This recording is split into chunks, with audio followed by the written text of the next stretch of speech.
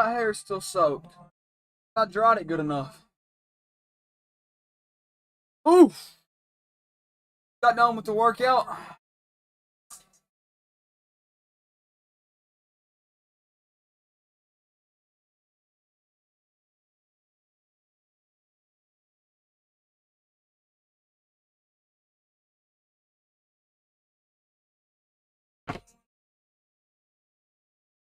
Bozo Kilo gonna go live tonight?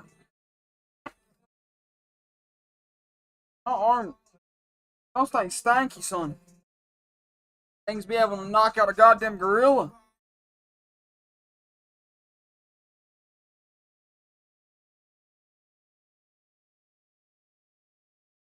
I wonder if Kilo will go live tonight or not. I just wonder.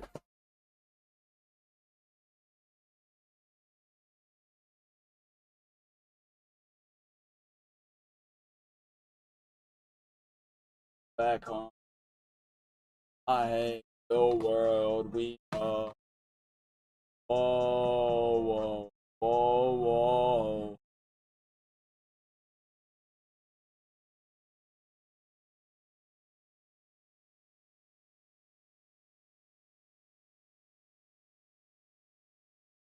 Oh.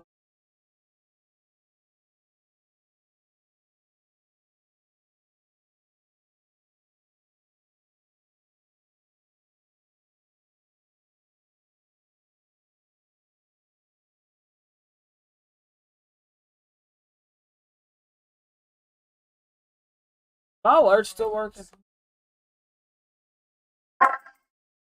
I ain't anything else working.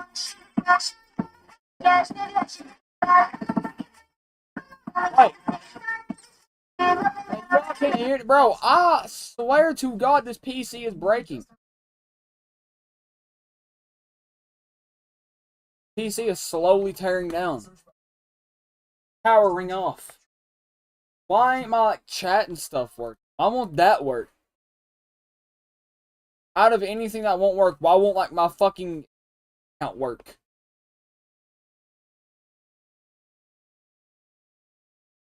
I guarantee you this.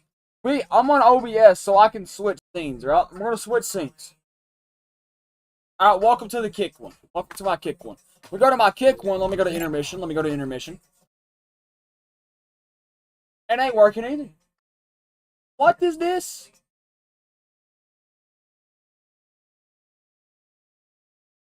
What about chats? Bing bong.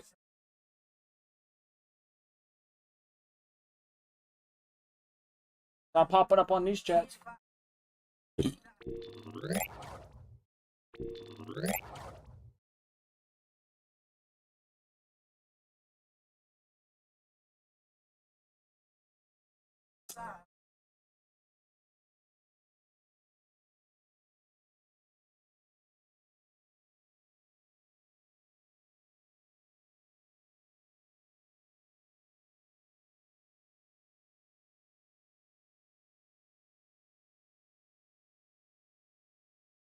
I don't know what I'm doing anymore. I'm acting a retard.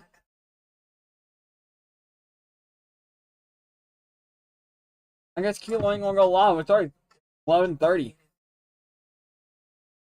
Unless he's going live late tonight. Hold on.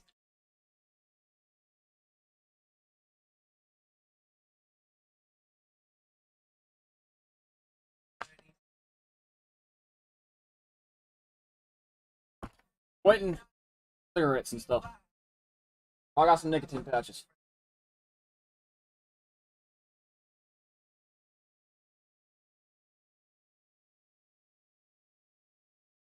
Been using one a day. I got like 4 left.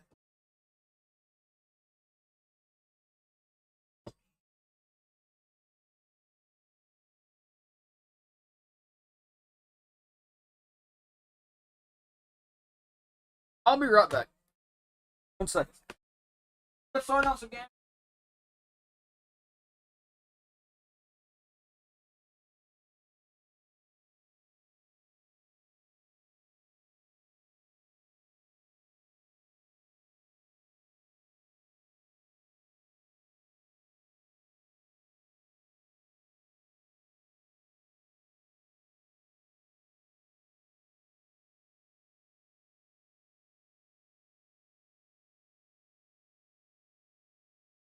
Let's get into the morning mist. I'm sweaty, man.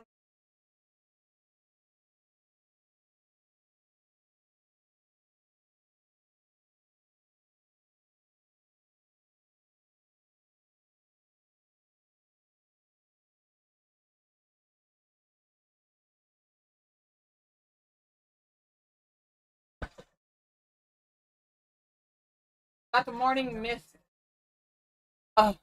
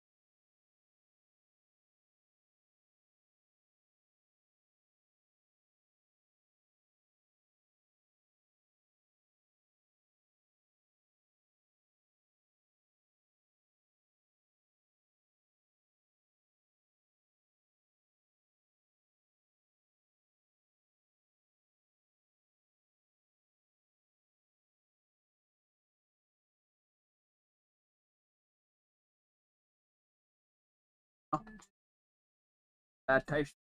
Like that.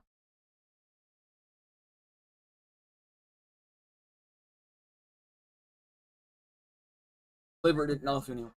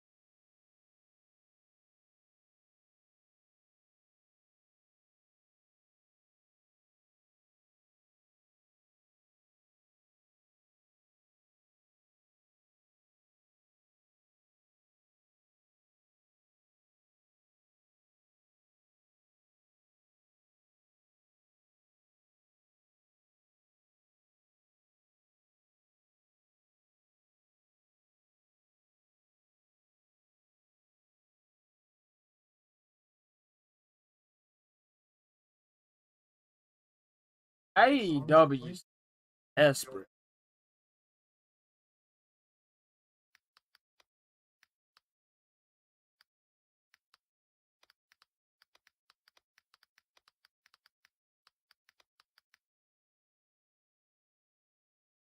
I'm not gonna lie, AEW is a sad promotion now. And to think back in 2018 and 2019, you load up an episode of Raw or some shit. AEW, AEW, entire time, because at the time AEW was putting on the best product in wrestling for 2 years. 2018, 2019 was the best years of AEW. I watched both of those years closely, by the way, closely. 2020, pandemic started. I slowly stopped getting it. I slowly started drifting away from wrestling more.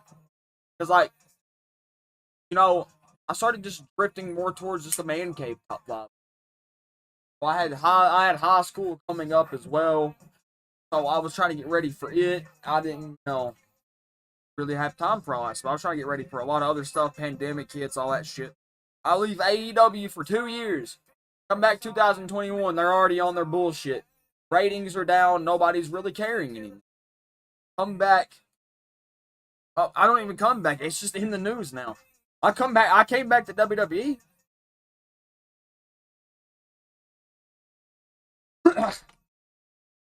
I mean,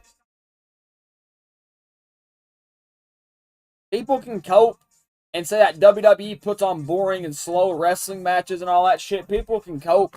But when the ratings of AEW, where people say the far superior wrestling happens, when the ratings of that come in at like 700,000 a show versus Raw and SmackDown pulling in 2 million viewers, also sold out show as well. They pull in that numbers constantly and consistently versus AEW struggling to break 1 million at any fucking point. Then, that tells something, doesn't it? It tells that WWE is a very superior product. But people won't understand that. They'll keep on.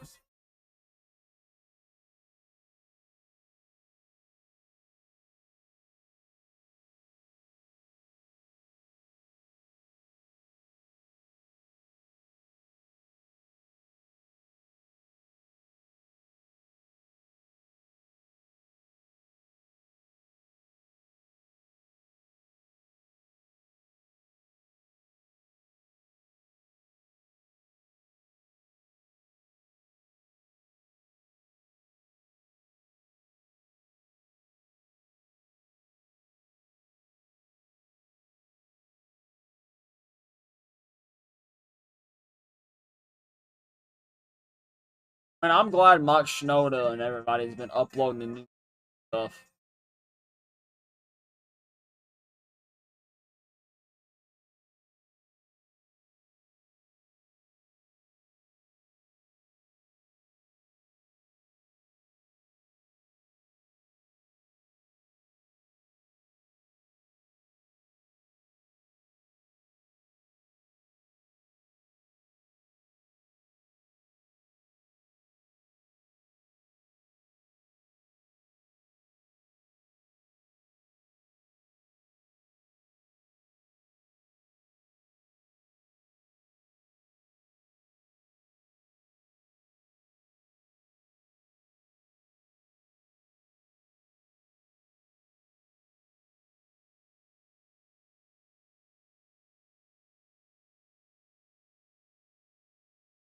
People are AEW fought forever, winding down. It was dead on launch, probably.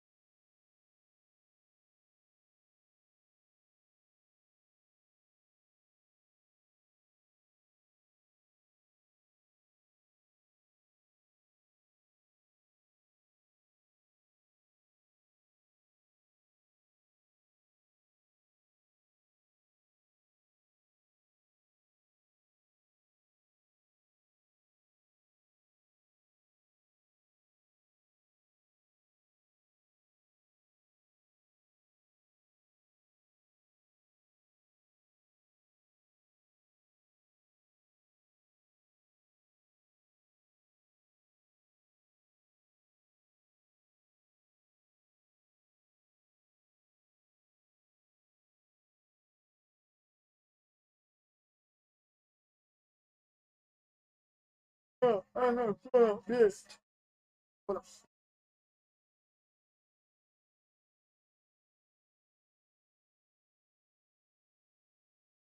Alright, my stream gets shut off because of this. I'm probably just gonna go to sleep. I can't even lie. I probably won't even stream. I'm just gonna go to sleep. I can't even lie. We're gonna watch this Disaster-thon video, and then if my stream doesn't shut off, I'm gonna play games.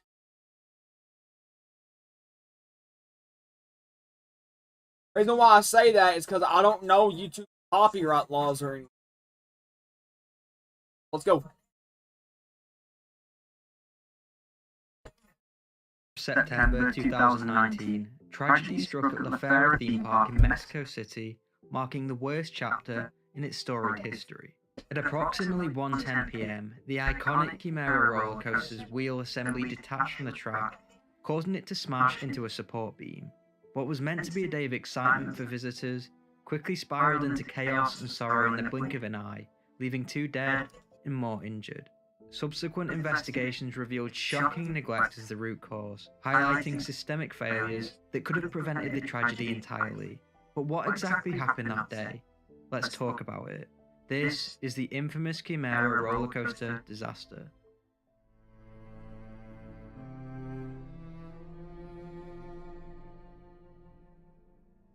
La Fera Chapultepec Magico was an amusement park located in Mexico City and has a rich history dating back several decades. It was originally opened in 1964 and quickly became a beloved entertainment destination for locals and tourists alike. Not only did the park gain popularity for its diverse range of rides, attractions, and entertainment offerings, it was also one of the first amusement parks built in Mexico, which added to its popularity. It was established in 1964, and the park initially operated under the management of the Mexican government. Over the following years, ownerships changed hands multiple times, and the park would continue to expand and grow. Some of the rides included the Pepsi Tower, which towered over the park, and the Montana Rusa, one of the park's most iconic attractions, which was a classic wooden roller coaster filled with twists, turns, and drops. However, their most infamous ride was of course the Chimera roller coaster, which, after a horrific event in 2019, would eventually be the park's downfall.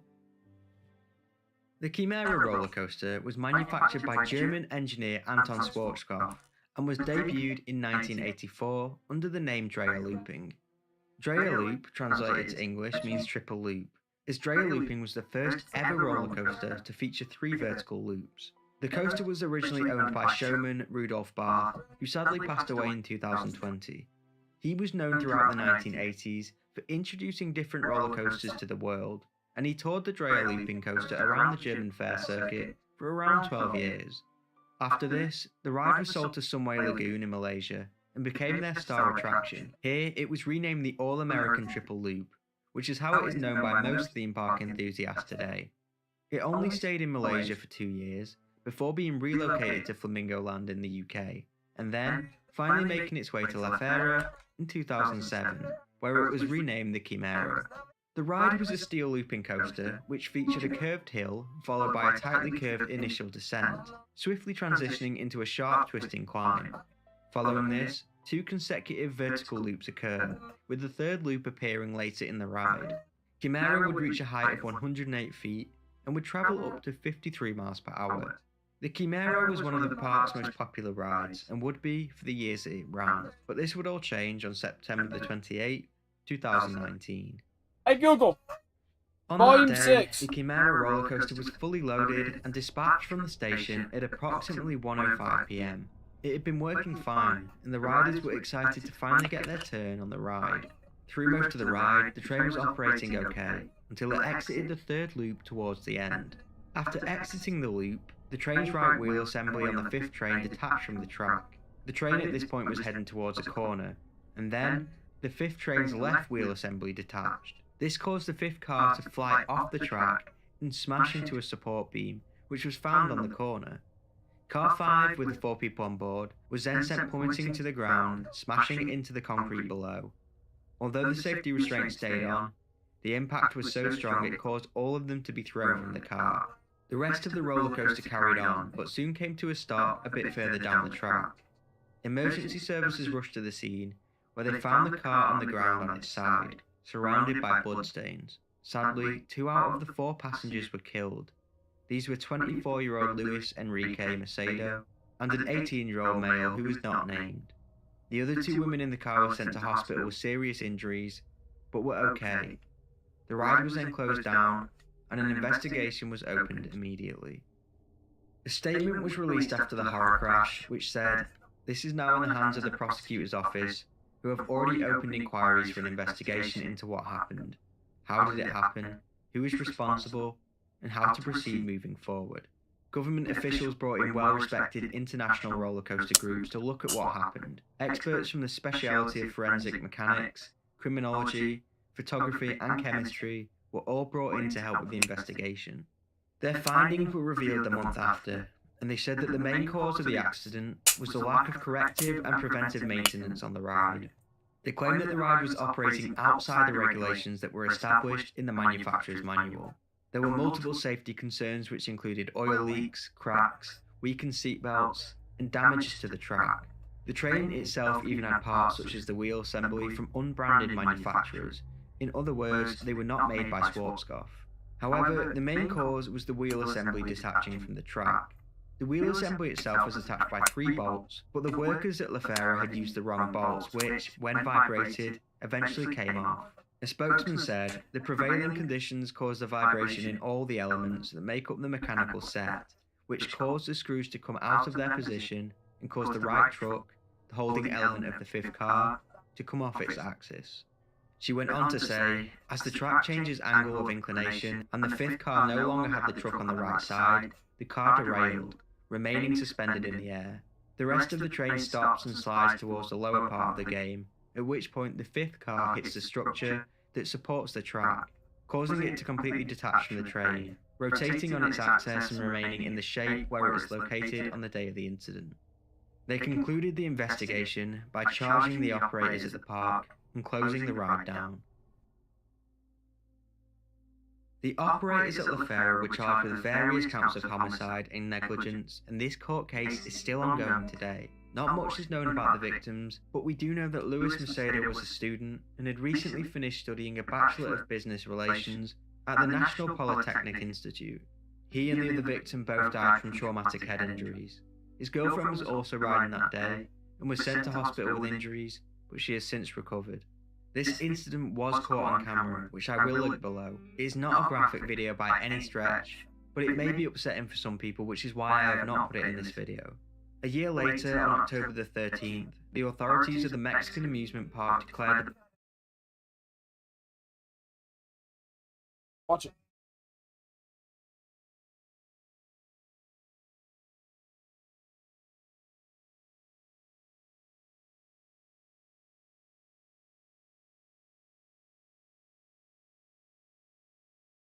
Oh shit.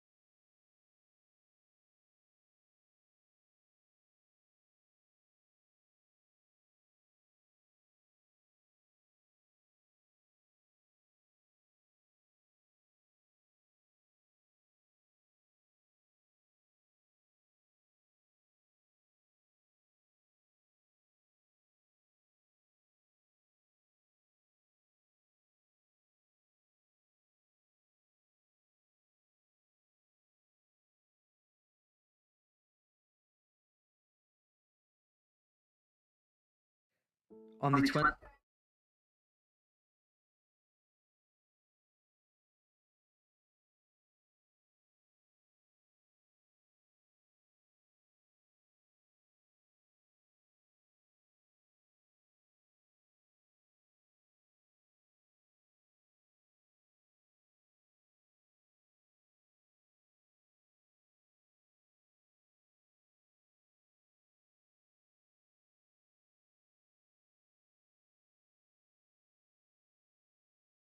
Throughout history, there has been tragic instances where individuals found themselves trapped in unforeseen circumstances, leading to their untimely demise.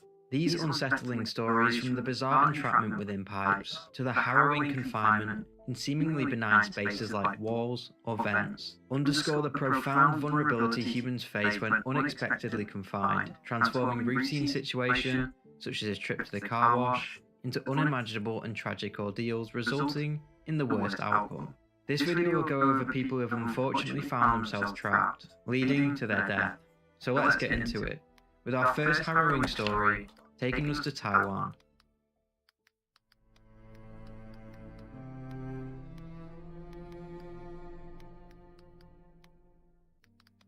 In late November of 2021, a horrific video went viral on the internet which showed the moment when a 50-year-old construction worker named Zeng was sucked into a water pipe, leading to his death. At around 11:30 AM, Zeng, along with his team, was working on a Taiwan Water Corporation pipeline in the Tansai district. Their job was to replace the pipeline, which was proving tricky. Zeng's job was to knock out a 60 by 40 rectangle piece on the pipe surface, which had already been cut by one of his co-workers.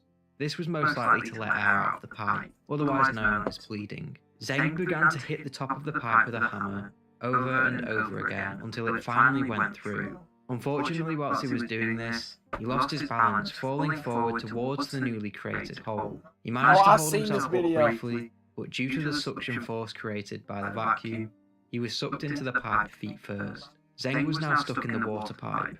The pressure of the water most likely broke his bones and rendered him unconscious. His co-workers did all they could, and they managed to get Zeng out of the pipeline, but it was already too late. By the time he got to hospital, he was pronounced as dead.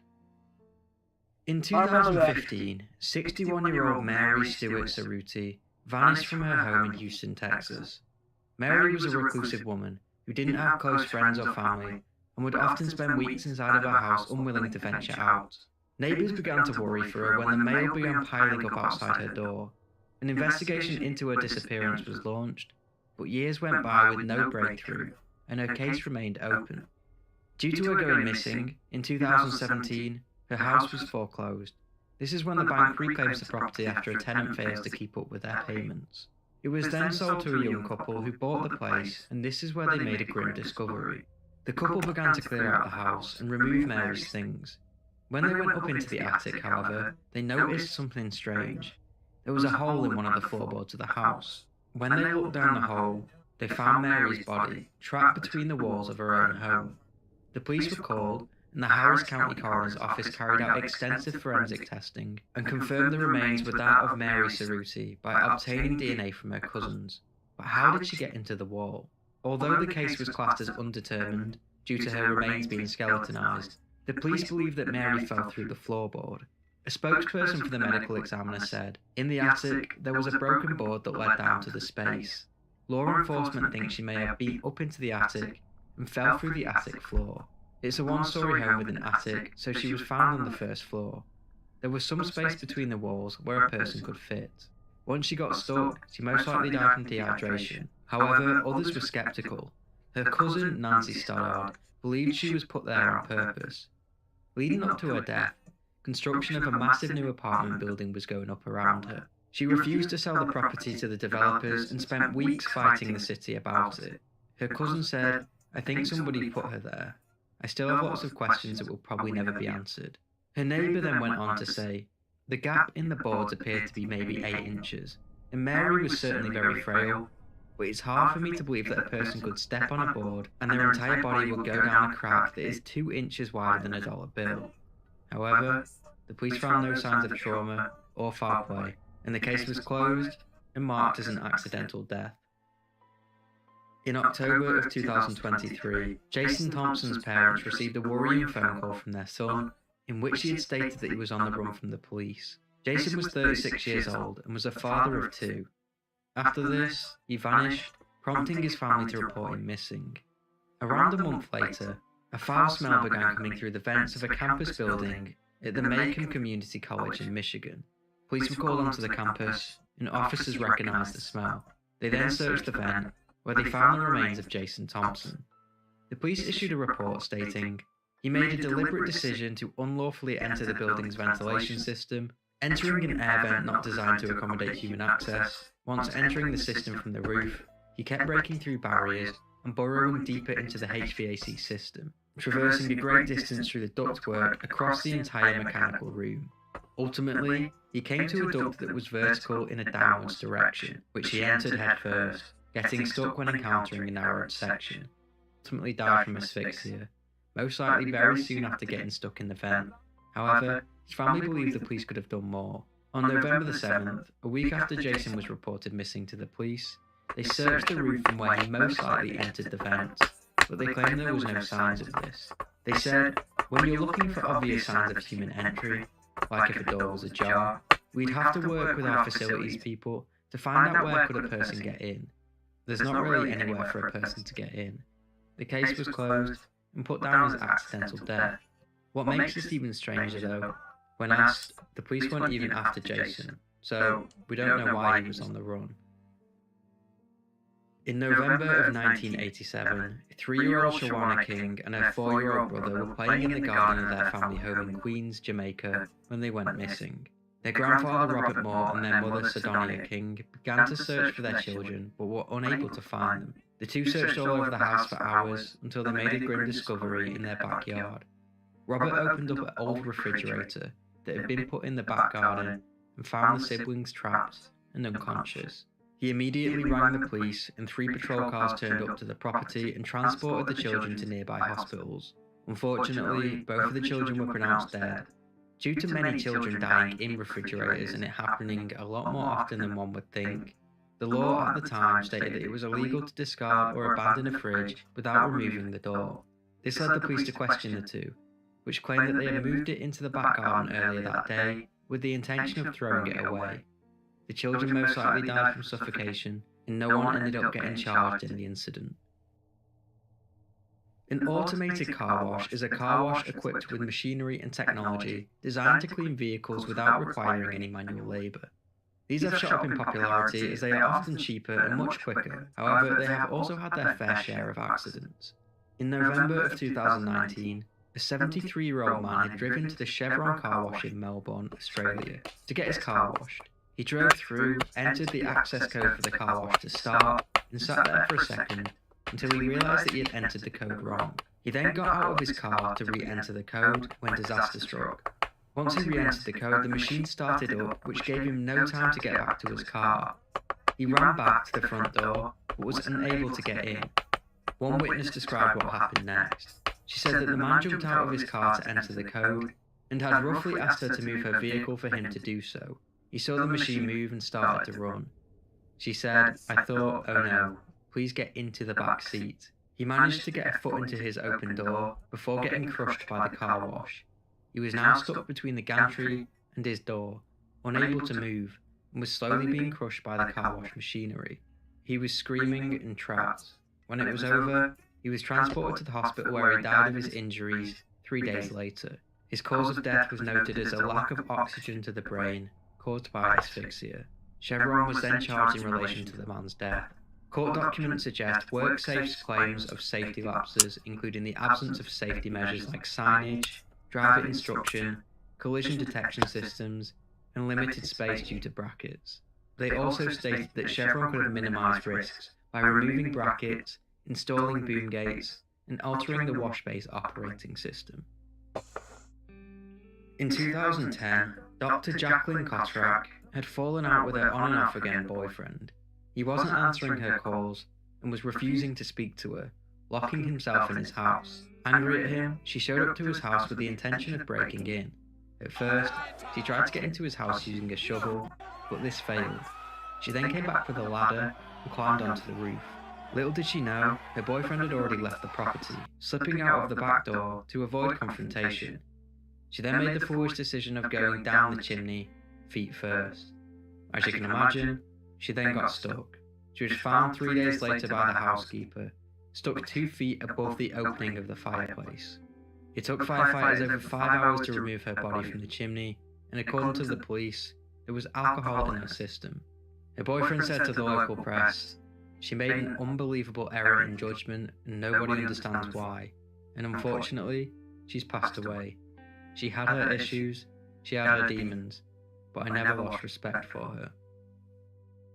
As always, this is not an AI channel, I do everything myself, and if you appreciate my work, subscribe, and if you want to go the extra step to support the channel, maybe consider becoming a member. There are definitely some pretty crazy stories in here. Let me know what you think about them in the comments below.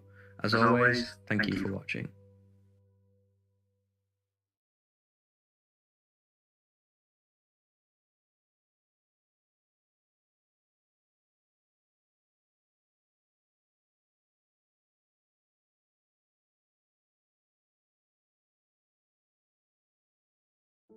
Alton Towers, nestled in the picturesque Staffordshire countryside of England, stands proud as the United Kingdom's most popular theme park. Their record-breaking attractions has firmly established Alton Towers as an icon in the world of theme parks, and among one of its most infamous rides is the Smiler roller coaster, which was brought in for their 2013 season. However, just 2 years after the Smiler debuted, a harrowing incident not only shook the park, but the entire amusement industry to its core.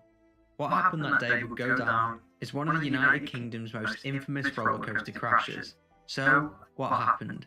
This is the Smiler disaster, the incident at Alton Towers.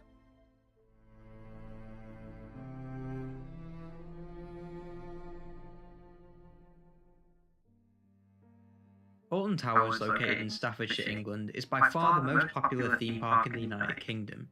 With a history dating back to the early 1800s, it holds a prominent place among amusement park enthusiasts all over the world. The origins of the park trace back to the early 1800s, where it served as a hunting lodge for the Earl of Shrewsbury. Over time, the estate gradually opened its scenic gardens to the public, allowing visitors to appreciate the natural beauty the area had to offer. The early 20th century marked the introduction of leisure activities, such as a miniature railway and a boating lake. However, the transformative phase commenced in 1980 when the Two Swords Group took ownership, ushering in a deliberate shift from scenic gardens towards a modern theme park. Damn, Gorlock's down! Of substantial roller coasters such as the Corkscrew, followed by groundbreaking attractions like Nemesis in the 1990s. The park's evolution continued through the 2000s, introducing record-breaking rides like Oblivion and Air, solidifying its reputation in the theme park world. With great hype, Alton Towers introduced the Smiler roller coaster to its lineup in May 2013. In 2011, the plans for the Smiler were conceived and were approved 1 year later. German company Gersler were hired to build the new roller coaster, which was set to debut for Alton Towers' 2013 season. The Smiler's marketing used teasers, social media, press events, and merchandise to build excitement, ensuring a successful debut. As a child, I used to frequent Alton Towers every year and remember the marketing well. They did an amazing job of building up excitement, and the marketing efforts resulted in a successful launch, creating a strong foundation for the Smiler's popularity and recognition. When opened, the Smiler was the world's first 14-loop roller coaster. The track length is 1,170 meters long and reaches a top speed of 85 kilometers per hour. The safety restraint includes an over-the-shoulder restraint, and the height requirements are 140 centimeters tall. By 2015, the Smiler roller coaster was one of the park's most popular attractions, with thousands a year flocking to the park to ride. Two of these people were Vicky Balch and Leah Washington, who on the 2nd of June 2015 would ride the Smiler, resulting in their lives changing forever. That day, despite heavy winds of up to 46 miles per hour, the Smiler was operating as it should. Some other rides in the park closed due to winds, but the ride operators decided to keep the ride open. Around 1 PM, a ride operator noticed a warning light on the ride's control panel, signalling a potential issue. Visitors were evacuated from the ride, and assistance was requested from the park's engineers. This caused the line for the Smiler to grow, which prompted the park to add an extra carriage on the track whilst dealing with the alert to get more people on the ride for when they reopened again. They sent the added empty train around the track to test everything was working okay, but it failed to make it up the incline, which once more prompted an emergency alert warning. 2 more engineers arrived to fix the issue, but were never told about the 5th train. Believing there were only 4 on the track, they overrid the safety warnings and got the ride going again, unaware that the 5th train was still stuck on the track. The 4 trains were loaded with 16 people, including Vicky Balch and Leah Washington, who sat in the first car. Unaware the track was occupied with the 5th empty train, the ride operator started the ride, and the Smiler set off at 1:43 p.m. The ride was now approaching the first incline, but the ride's computer system halted it, signalling an occupied track section ahead. This meant that the train had stopped. An engineer then had a look into why the car had stopped, and located the 4 trains on the track. He was unable to see the 5th train, so couldn't find a reason why it would stop.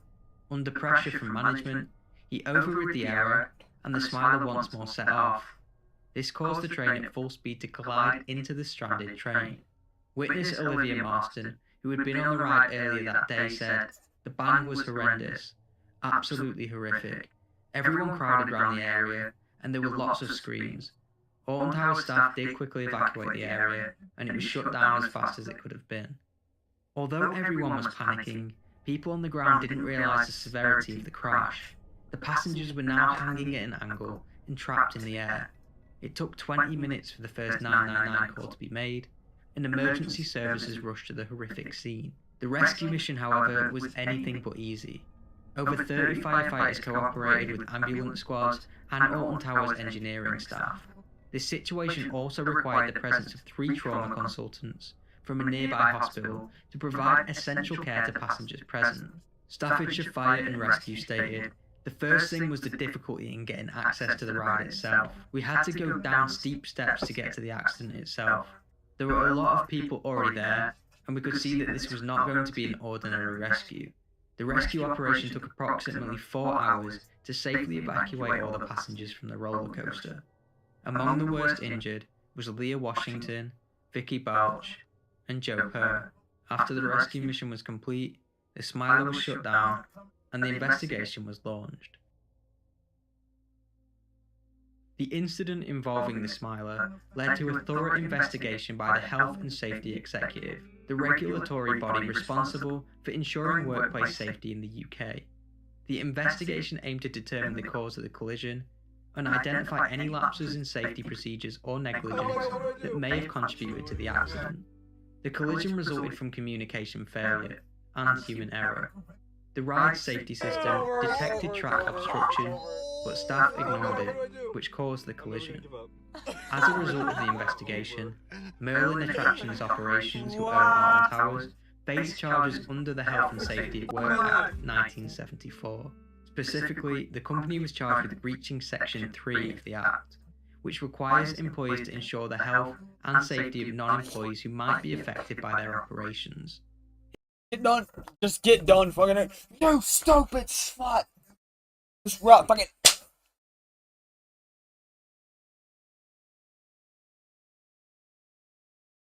It hurts. I guess Kilo really isn't gonna go off tonight.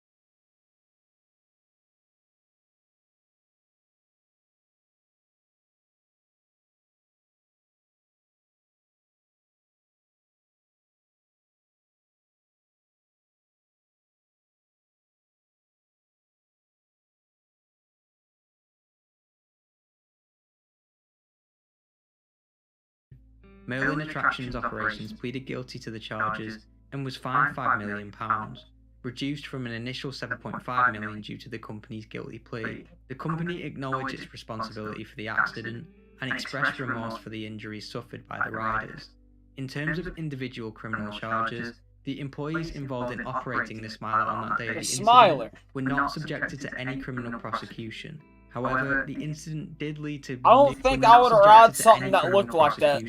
However, the incident did lead to renewed emphasis on safety procedures and the importance of proper training for amusement park employees. Vicky Balch and Leah Washington were the two who suffered the most serious injuries. Vicky had her right leg amputated below the knee, while Leah had her left leg amputated above the knee. After the accident, both women received medical treatment and underwent surgeries to address their injuries. They faced a challenging recovery process, both physically and emotionally, as they adapted to their new circumstances. Both Vicky and Leah received multi-million-pound payouts. Leah's boyfriend Joe had his knees crushed and had to learn to walk again. He also received a payout of around £100,000. This story, however, does have a bit of a happy ending. Vicky Balch and Leah Washington showed remarkable resilience.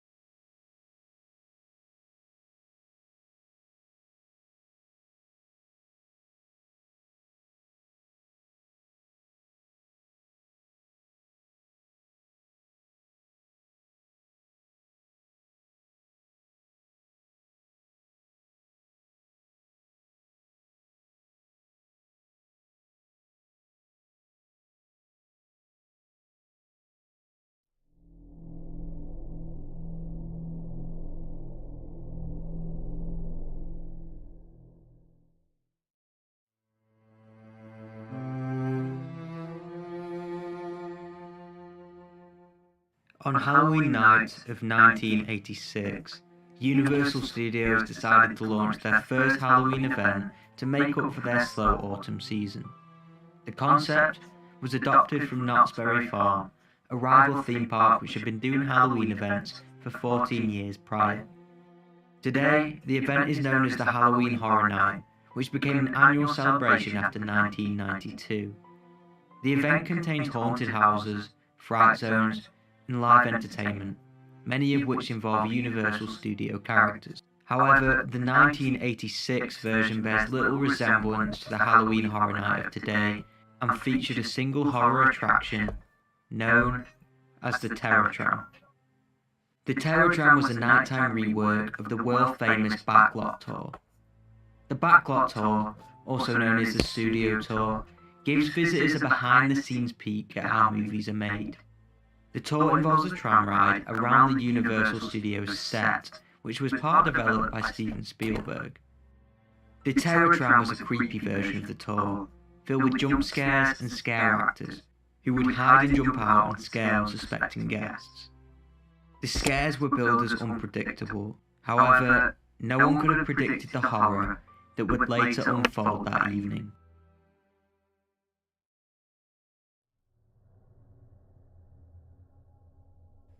The scare actors taking part on the Terror Tram were volunteers who also worked at the park. A young Jacksonville High School graduate from Woodland Hills, named Paul Rebel Brooks, was one of these volunteers. According to Universal, there was no skill involved in what he was doing for the event, so anyone could volunteer. Not much is known about Paul, except that he was liked by all of his colleagues, described as being very sweet, and was always seen with a big smile on his face. Selling toys and working as an assistant manager at the cinema booth in front of the entrance were among his responsibilities in his day-to-day job. On that night, Paul was dressed up as a corpse. He was hidden surrounded by mannequins dressed as bodies, so that guests were unable to differentiate him from the mannequins.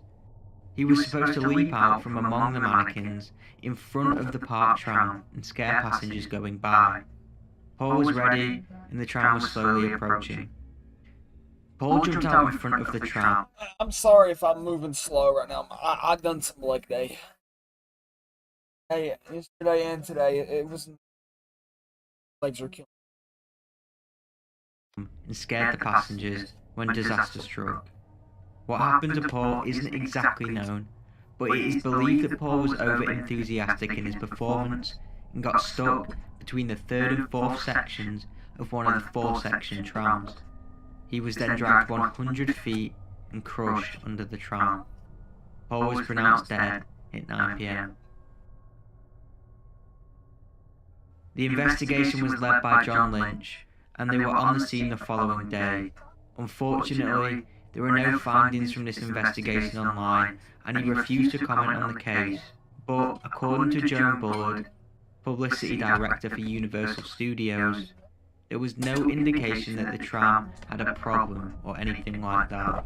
The sheriff had told us that it was an unfortunate accident. This causes me to believe that it was concluded an accidental death. Universal Studios commented on the incident, stating, "Universal Studios told us extremely sorry and saddened that this unfortunate accident occurred last night at a safe and fun event which otherwise was without incident."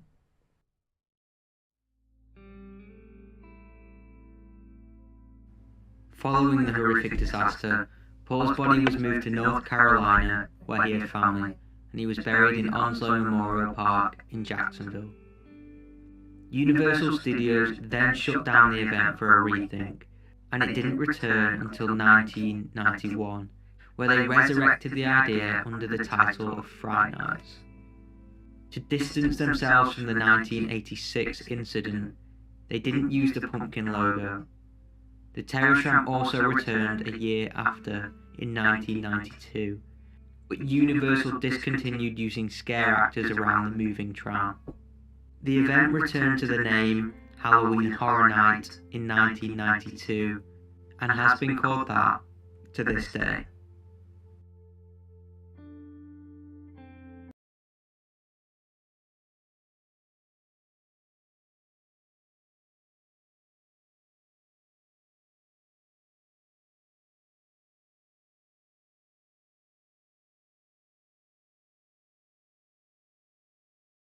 On the 16th of August 2020, in the late of the night, 31-year-old Ryan Kelly scaled the security fence at the El Dorado Aquatic and Fitness Center in Scottsdale, Arizona. This outdoor water park features 13 different pools, a fitness center, and 2 large water slides. No one really knew why Ryan did this. It was completely out of character and bizarre to his family. After climbing the fence, Ryan spent some time swimming, and after swimming, decided to go on one of the slides. It still isn't quite clear what happened next, but Ryan somehow managed to climb into a support pipe which was used to support one of the circular slides.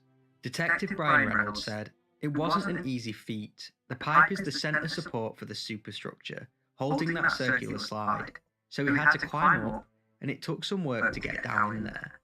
Ryan was now stuck in the narrow pipe, and was heard screaming for help at around 12:20 AM on the 17th. Ryan was heard by a police officer who was on patrol over 250 feet away. According to the officer, the pipe projected the man's voice like a megaphone, which urged him to enter the park and search for Ryan. He called for backup, but at first it was hard for them to locate him. When they finally did, some time later, they talked to him for an hour as they dismantled the support pipe. One police officer said, "He soon became unresponsive and was tragically determined to be deceased. It then took several more hours to dismantle the structure to the point that the body could be recovered. Sadly, at around 3 AM, the police made it to Ryan, but as they feared, he had tragically passed away." The mystery into why Ryan entered the pipe to begin still remains. His family and friends were equally as confused, as this was completely out of character. His friend described him as sweet, kind, and full of life. According to his Facebook page, he was happily married and living in a suburb of Phoenix. After the incident, they were taunted by trolls writing cruel comments on their social media. I hope the family get their answers and are doing better today. Did you know that in 2021, there were 29 cases of people being trapped within grain bins, and 11 of these cases resulted in death? When someone falls into a grain bin, the flowing grain can act like quicksand, causing people to sink very quickly.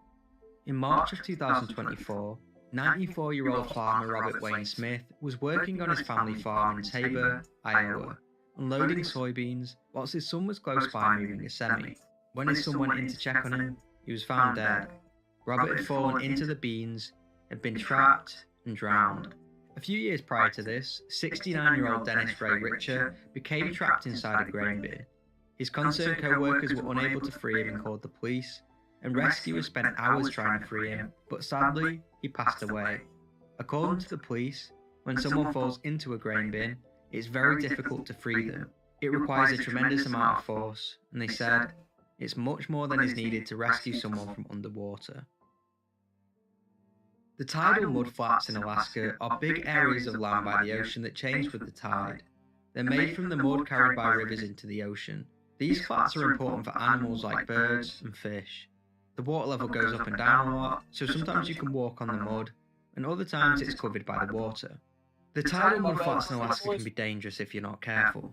One big risk is getting stuck in the deep, sticky mud. It's easy to sink into the mud, and it can be very hard to get out. If you don't drown in the mud, the tide can quickly rise, causing you to drown by the water. This is exactly what happened to 20-year-old Zachary Porter of Illinois. In March of 2023, Zachary Porter, a college student from Lake Bluff, and his 3 friends were walking in the mudflat of Turnagain Arm, south of Anchorage, when Zach got stuck in the mud. Turnagain Arm is a stunning and dynamic tidal inlet located along the Cook Inlet in Alaska. It was 5:52 p.m. when Zach got stuck, and his friends quickly called for help. Alaska State Troopers arrived on the scene and found the group 100 feet offshore. They called in the Girdwood Fire Department, who were no stranger to people getting stuck on the mudflats. Unfortunately for Zach, however, the water at Turnagain Arm has one of the fastest incoming tides in the world, and whilst the fire brigade were on their way, Zach was swallowed by the water and drowned.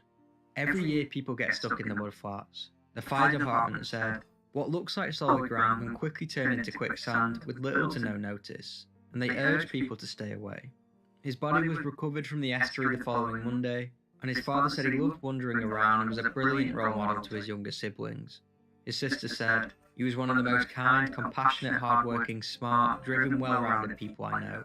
The number of friends that are completely devastated by his death is really a testament to what a big heart he had, and how many people he impacted in his 20 years. In December of 2010, 54-year-old father of 3 Alan Catterall was working at a Cheshire kayak making factory when a horrific incident occurred. His job that day was to clean plastic from inside of the giant oven. In kayak manufacturing, ovens are commonly used for various purposes, such as curing fiberglass or composite materials used in constructing kayak hulls.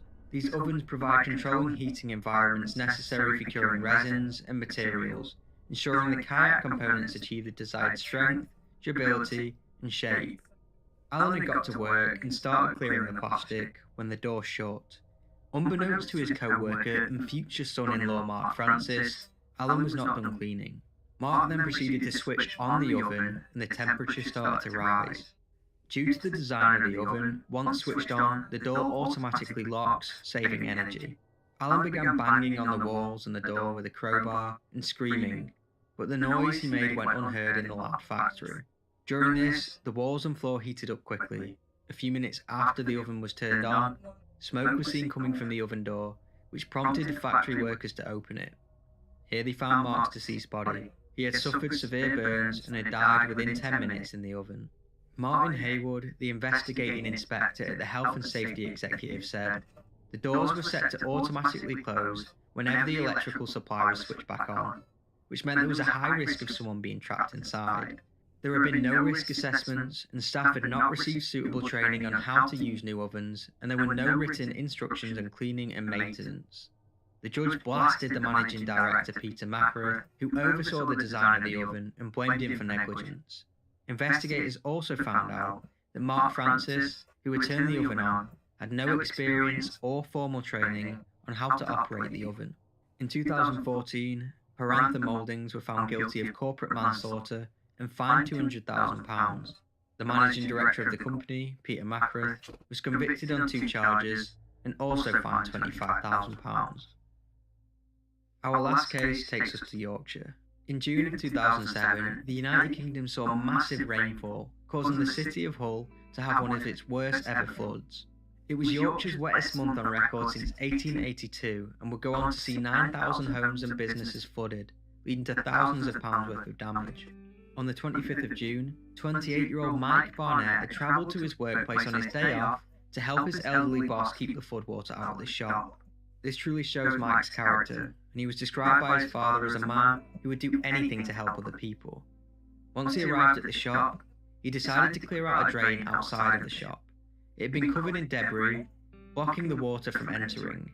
He made his way slowly to the drain, which was hard to see as the water was now up to Mike's knees. Suddenly, the force of the surging water propelled him forcefully against a metal fence that had been temporarily put against the storm drain. In a horrifying turn of events, Mike's leg was gruesomely snapped as it became wedged between the railings. He was now trapped, and his boss called emergency services, who arrived at the scene in hopes to free Mike. The rescuers battled between themselves trying to figure out how to free Mike. They were unable to get the metal gate off due to the water, and when they tried taking it off, Mike would be sucked under.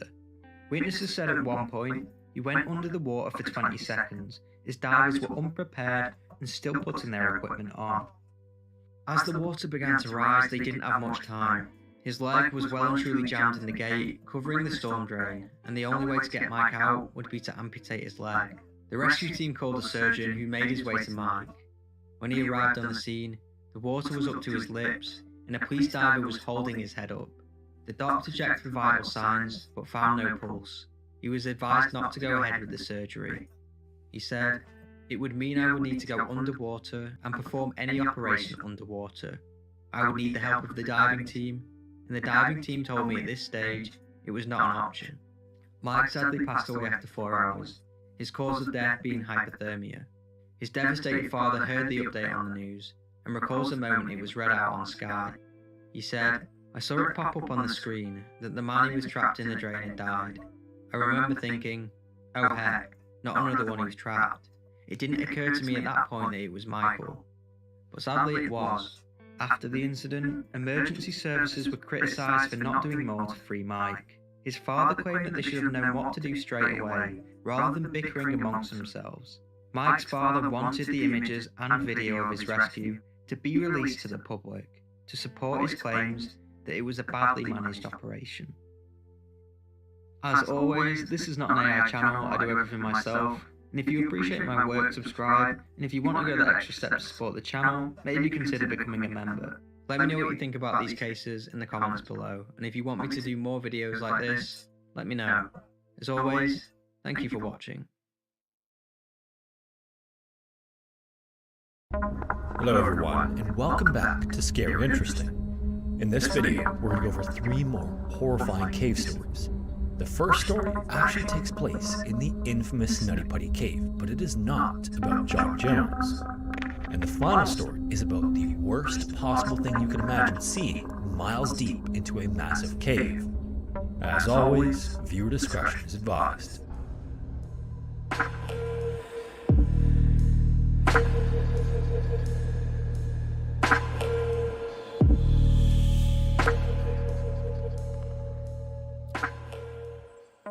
The story of the tragic death of John Jones inside Utah's Nutty Putty Cave is one of the most well-known caving incidents ever. In fact, if you've followed the channel for some time, you've probably heard me refer to it on at least several occasions. Whether it's the horror and hopelessness of the situation he found himself in, or that John was a young man with a pregnant wife at the time, something about the final 24 hours of his life strikes a chord with so many people. If it's a story you're not familiar with, John was a 26-year-old aspiring pediatrician who entered Nutty Putty Cave on November 24, 2009, during a visit with family for Thanksgiving. John was exploring with his brother, crawling along a section of his stomach, when he thought he reached an area of the cave called the birth canal. This area was named for its tight quarters and because it looks like you were being born when you came out the other side. About the only areas more dangerous than the birth canal were the fissures along the main tunnel, just beyond another area known as the Big Slide, and that's exactly where John ended up. With a steep drop to a tight dead end, it was too late by the time John realized his error. Horrifyingly, he couldn't push his way back up, and a massive rescue effort to get him out of the cave failed when John's heart gave out. Humans simply aren't meant to be upside down for long periods of time because blood will start to pool in the brain, which means the heart has to pump harder to fight the effects of gravity. Over a long enough period of time, no matter how young or in shape someone is, the heart becomes so overworked that it stops. after John was confirmed dead, the decision was made to leave his body in the cave. Less than 10 days after he passed away, the entrance to Nutty Buddy Cave was sealed shut with concrete, ensuring that no one will ever enter it again. What most retellings of his story omit, however, is that John's death was the last straw for Nutty Buddy Cave. When it was open, the cave attracted all kinds of adventure seekers, when it probably should have been a place restricted to experienced cavers only. It was most popular with Boy Scouts and high school and college students, and there were a series of emergencies and close calls that the city, county, and state officials had to devote resources to. Between the year 2000 and 2005 alone, 7 rescue missions were conducted at Nutty Buddy Cave, averaging more than 1 per year. In 2004, 16-year-old Brock Clark was rescued from what is possibly the same fissure John's body now occupies. 2 weeks later, 23-year-old David Crowther got himself stuck for 8 hours before being rescued. Then, in 2001, 2 Boy Scouts made it to some of the deepest reaches of the cave beyond the birth canal before getting stuck. Thankfully, it took rescuers only 4 hours to get them free, and then ironically, the area the Boy Scouts were trapped in was named the Scout Eater after the incident. Fortunately, most of the rescue missions conducted at Nutty Buddy Cave, since it was first explored in 1960, had happy endings, but emergency personnel and government officials knew that good fortune would eventually run out. And that's what happened when Johns became the last in a string of rescue missions that drained resources. 10 years before John's death, 2 17-year-olds were almost the ones who sealed Nutty Buddy's fate and entrance. Chris Morrow and Chris Hale loved the outdoors, and with this being the final summer break of their high school lives, they planned to squeeze as much out of it as they could. Along with a group of friends, the Salt Lake City teens drove south nearly 70 miles or 113 kilometers to the parking area for Nutty Buddy Cave. The plan was that the group would camp in the area that night and then head into the cave the next morning, so they got their tent set up and settled in for the night. The next morning, around 9 o'clock, the group entered the cave, and after some preliminary exploring, Morrow and Hale split off from the group and headed for the birth canal, located about 120 feet or 37 meters underground. After crawling the tight passages for a while, with Morrow leading the way, they believed they had reached the birth canal and they began pushing their way in, but Morrow turned into the wrong tunnel. As he did, he entered the downward slope headfirst on his stomach. He then started pushing his way through, sucking in his stomach as he needed to, when the surrounding rock would squeeze his entire body almost to a complete stop. Hales was right behind him and already well into descending the tunnel when Morrow realized they had made a horrible mistake. Looking ahead with his flashlight, Morrow could see nothing but rock walls. It was a dead end. Morrow then called back to Hales to let him know what he had just learned and to tell him to backtrack, but he was also in big trouble. He had curled himself into a ball by bringing his knees up to his chest as he tried to crawl through the fissure, and it got him wedged in place. This meant that both of them were completely stuck in the tunnel, upside down, with no way to free themselves. Thankfully, their friends found them as a result of their screams and left the cave to call for help, and within an hour, about 40 rescuers arrived to begin trying to free the teens. While the effort was getting organized outside, Morrow and Hales received food and water from their friends, but it wasn't too long before rescuers were inside the cave and on their way to the 2 boys. Before anything though, rescuers needed to assess the situation, and they asked Morrow and Hales a handful of questions about their respective positions and how they were feeling. Several hours passed with little noticeable activity above them, but the 2 friends kept their spirits high. They chatted with one another, prayed together, and even made fun of themselves for ending up in that situation. When one of them would start to feel panic coming on, the other was there to calm him down. Outside the cave, it wouldn't be until late afternoon when Morrow's mother was notified about her son being trapped. As soon as she learned about what happened, she headed right for Nutty Buddy Cave. Throughout the drive, she kept thinking about when she said goodbye to him the day before. She was visibly worried, and he did his best to ease her concerns, telling her that what he was planning to do was totally safe. Back inside the cave, after understanding the situation better, rescuers believed that the best way to get them out would be to pull them up with a rope attached to their feet. A member of the rescue team then slid down to Hales and tied a rope around his ankles before being pulled back up. When the fissure was clear, rescuers pulled, while Hales wiggled his way free of the jutting rocks that had been poking in the back since the morning. Around 10:30 p.m., 12 hours after getting stuck, Hales was finally free. It would take a few more hours to get Morrow, but he joined his friend outside to receive medical attention. The boys hugged and shared another laugh about the situation that could have had a far worse ending. Both of them managed to escape with just a few minor scrapes and scratches. Morrow even said afterward that he had continued telling himself that he wasn't claustrophobic to keep himself from losing his cool. If you're wondering whether or not he became claustrophobic as a result of his experience, Morrow actually returned to Nutty Buddy Cave 2 more times before it was finally sealed shut in 2009. On one of those visits, he even went back to the same spot he got stuck in, but he made it out without incident. Unfortunately, not every caving incident ends so well. May 14th, 2022 was a beautiful spring day in Chiefland, Florida, with clear skies and a nice cool breeze that made its balmy temperatures much more tolerable. The area is home to Manatee Springs State Park, and as its name suggests, some of the park's waters are often inhabited by manatees, which brings in many tourists. One of its biggest attractions, however, is the underwater cave system, which was believed to be one of the longest in the world at one time. And with more than 20,000 known caves within the system, which also connects to a handful of sinkholes from the surface, Manatee Springs State Park is a mecca of sorts for cave divers. And this is exactly what drew two father-son teams there late in the morning on May 14th. Now, in the literature about this incident, none of the divers are named, so they've been assigned pseudonyms to prevent confusion. The four divers were cave certified, but only in the Intro to Caves course. However, with 100 dives each, they felt confident in taking on such a challenging dive. They actually got the idea while watching a YouTube video of a dive in the Manatee Springs cave system. At several points in the video they watched, the narrator acknowledges that their particular dive plan went against cave diver training, but because so many divers had done it before, it was worth the risk for, quote, a thrill every cave diver should experience, end quotes. This was unfortunately all the encouragement the four divers needed, and watching the video was the extent of their research on the cave system. They never looked at a map or talked to any other divers who had been in the Manatee Springs system before. Instead, all they used was what they remembered from watching the video. The area they plan to dive consists of 3 sinkholes that are connected through underground tunnels, so the dive would be a type called a traverse, which is when divers enter in one place and exit in another.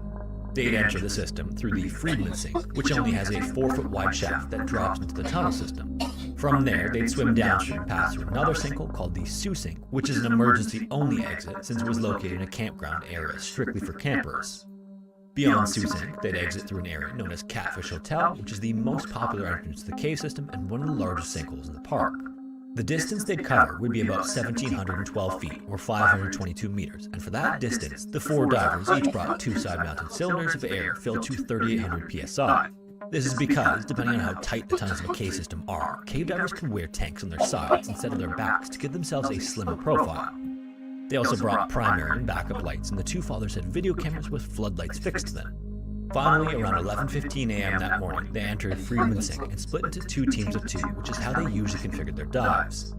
The 2 sons, who we'll call Billy and Mike, led the way, and their fathers, who we'll call John and Dave, followed in behind.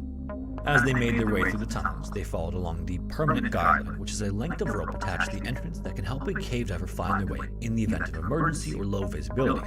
Guidelines can also help divers navigate through complex systems that have a lot of forks and offshoots. As they made their way through, the interior of the tunnel was as spectacular and every bit the thrill the video's narrator promised.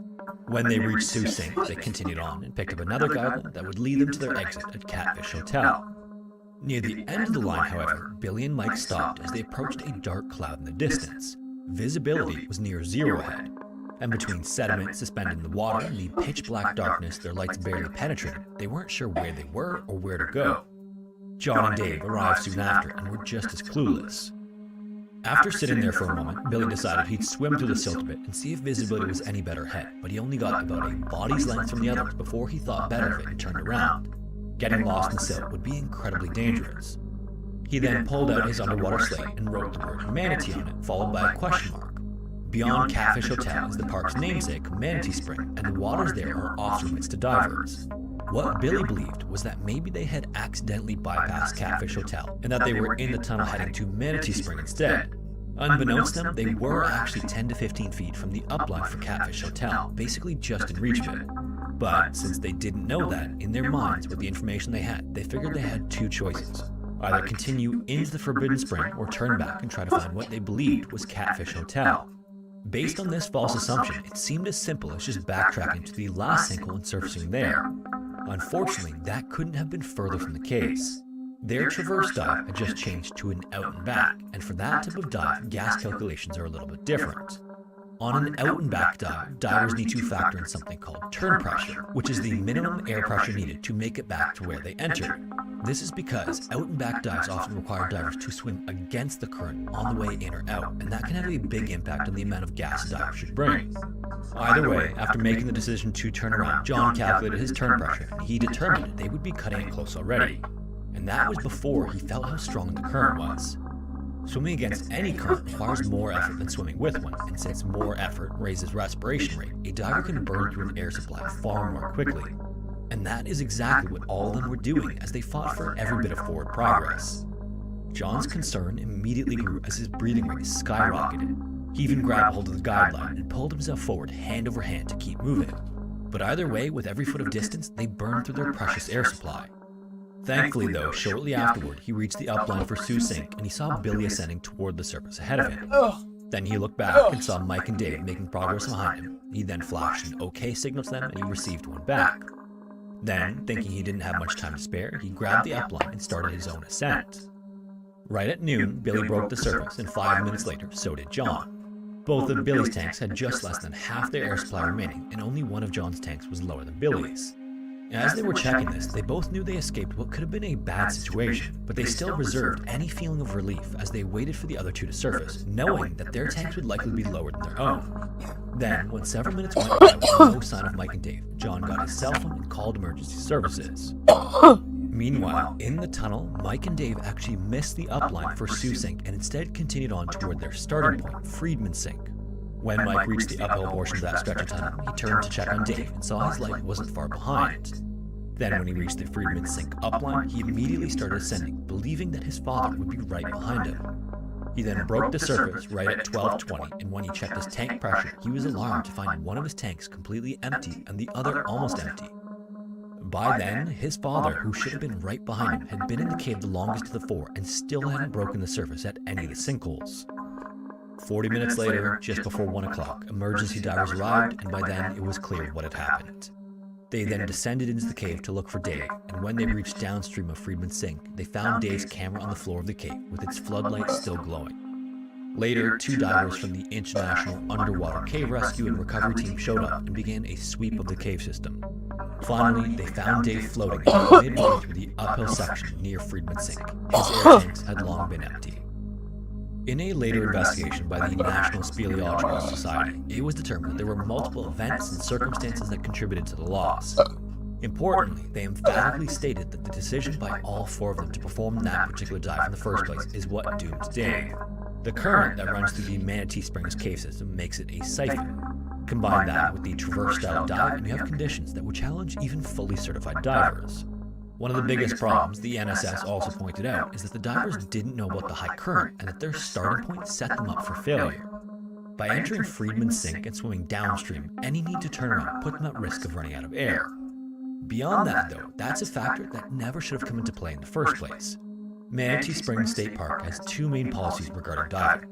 The first is that divers must be fully certified in cave diving to enter the system, and the second is that divers who have never been in the system must dive with someone who has. The 4 divers unfortunately had minimal cave diving training, and none of them bothered to learn more about the cave than what was communicated in the video they watched. The report also pointed blame at John first, and then Mike. When John made it to Sioux Sink upline and signaled to Mike and Dave, he should have waited there for them to arrive so they knew where to ascend. Mike also later ascended Friedman Sink before Dave reached him. Finally, the NSS also assigns the last bit of blame to the creators of the YouTube video that inspired the dive. Serious cave divers are passionate about the safety of themselves and others in the sport, and urging unqualified divers to visit Manatee Springs was said to be irresponsible at best. As a final note, almost as if underscoring the difficulty of diving Manatee Springs, a year later in 2023, a highly experienced and properly certified diver who was with divers familiar with the cave lost his life when the current was so strong it pinned him to the ceiling of the cave and ripped his mask and rebreather system apart. Poland's deepest and largest known cave is named Śnieżna Cave.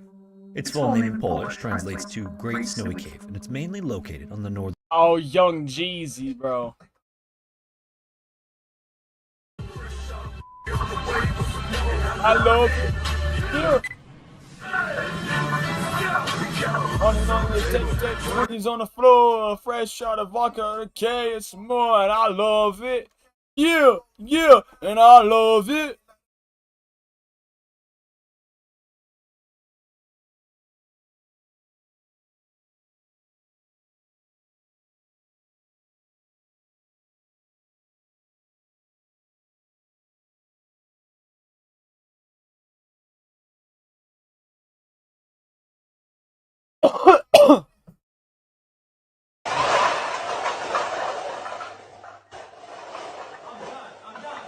I'm done.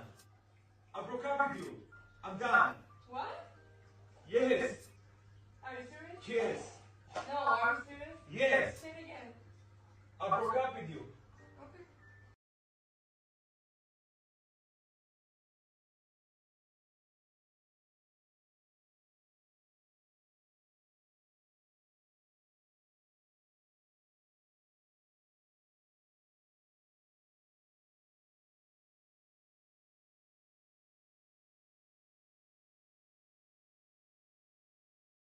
doesn't appreciate what her boyfriend does or anything in his own free time, then she doesn't deserve him.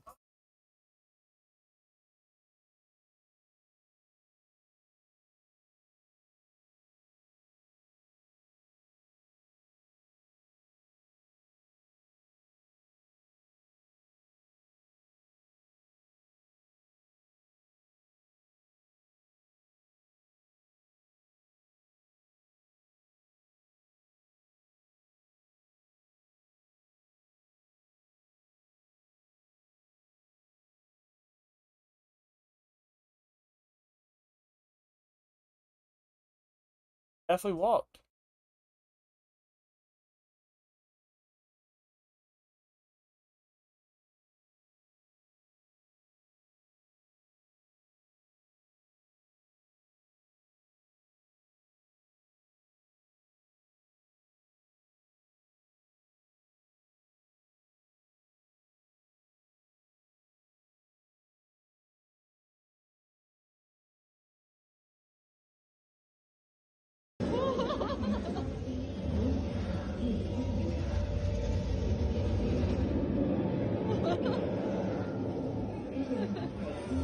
Kid's having so much fun. I wish I was that kid. I'd be going crazy. Dude, I need to like a rope. Not even a rope. It's like the biggest blunt possible to go in here, bro. I would die.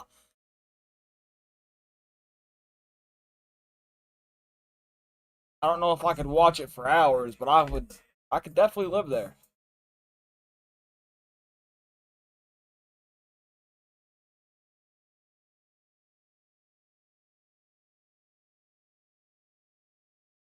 Me too, yeah, that girl's on her back, by the way.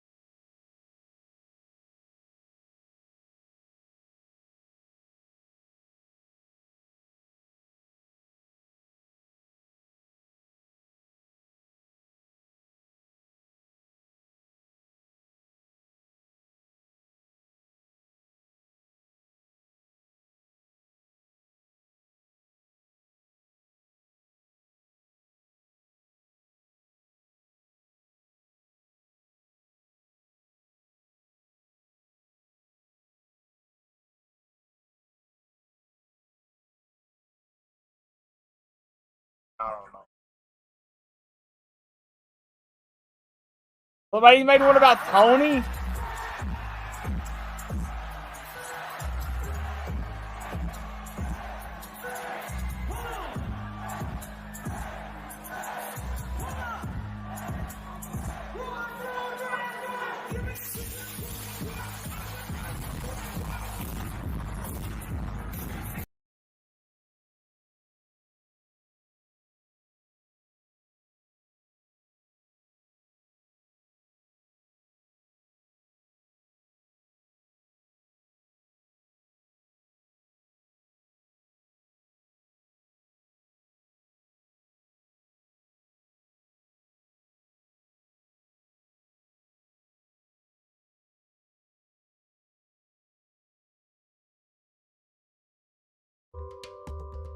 Oh, fuck.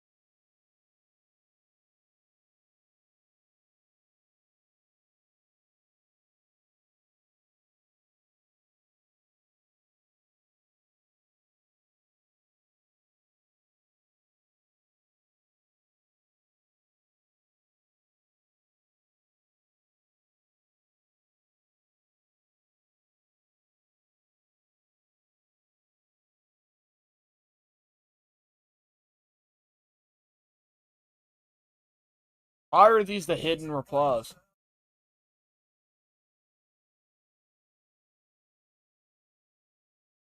Apparently showing proof now that you're innocent after being caught up for scamming is now crumb.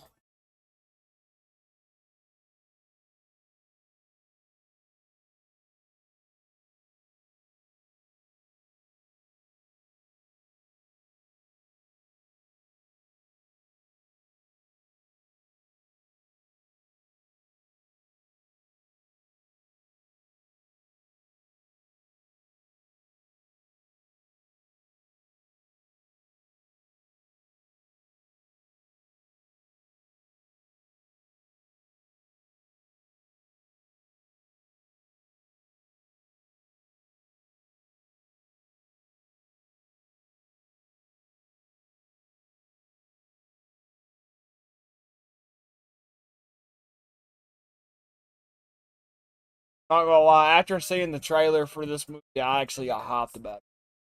I'm watching it. Watching Joker 2. I said it was probably gonna be an actual clown movie because it was gonna. I guarantee you that's just gonna bang.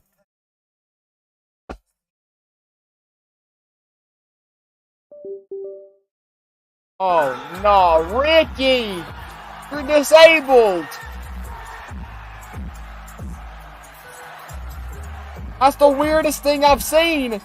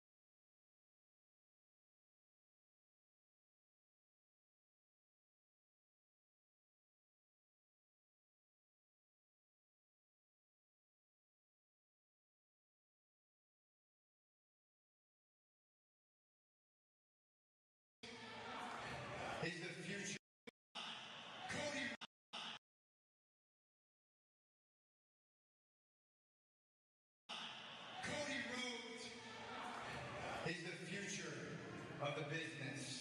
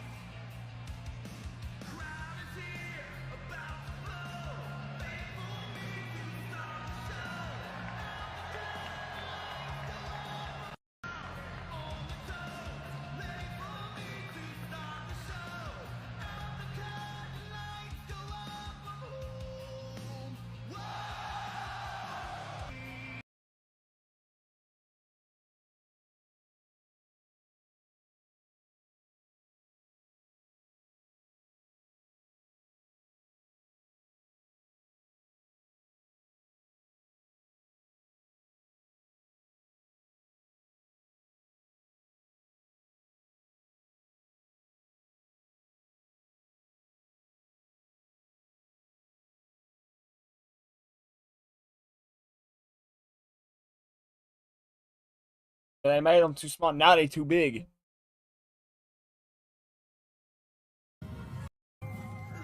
Look at how big they are.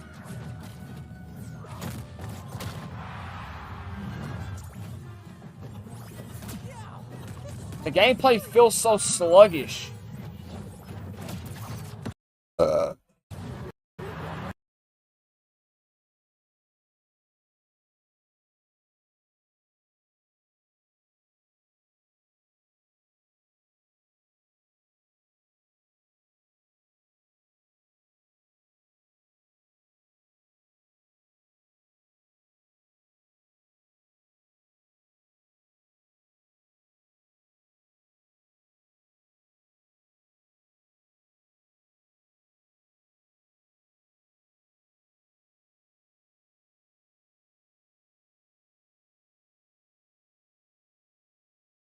On the 16th of August 2020, in the late of the night, 31-year-old Ryan Kelly scaled the security fence at the El Dorado Aquatic and Fitness Center in Scottsdale, Arizona.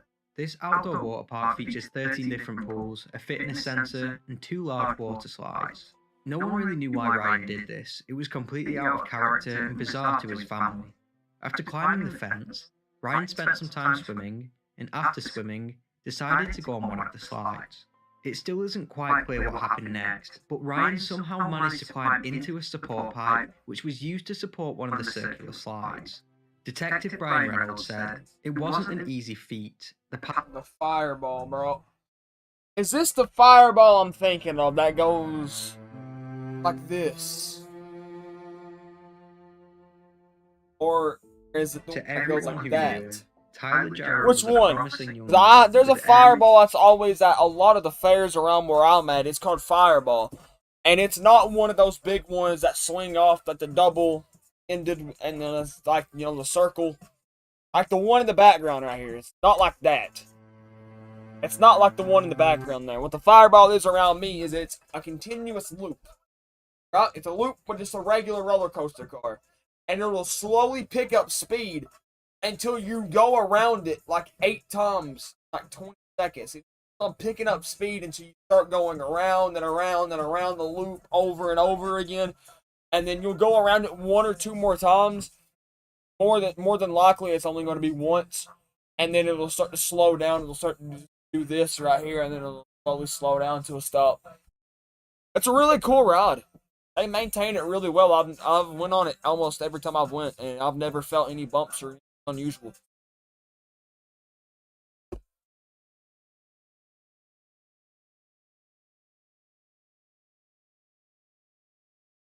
I will say the worst ride I've ever been on an amusement park was at the time it was called I don't know why it was called this. They rechanged it and they redone it. They call it the Twister now, but at the time it was called the I think it was called the Spinatron.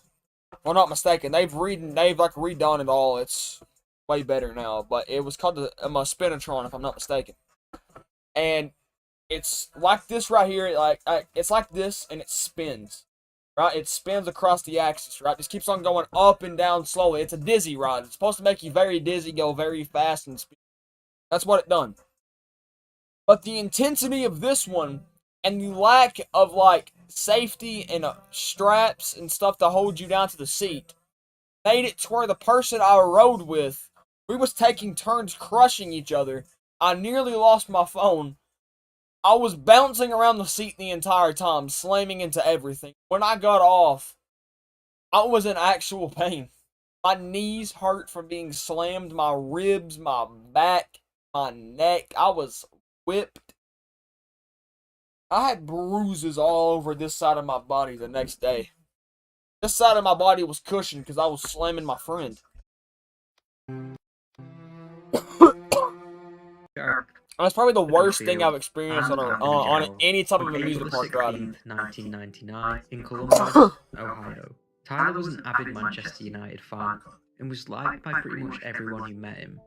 He was a member of the Columbus Division of Police Explorer program and was known in his community for always helping others before himself. It was obvious the type of person Tyler was by the way his employees described him. A fellow co-worker at the McDonald's he worked for said, Tyler was a great employee, but more importantly, he was a kind and loving soul. He always went the extra mile and loved to keep people laughing.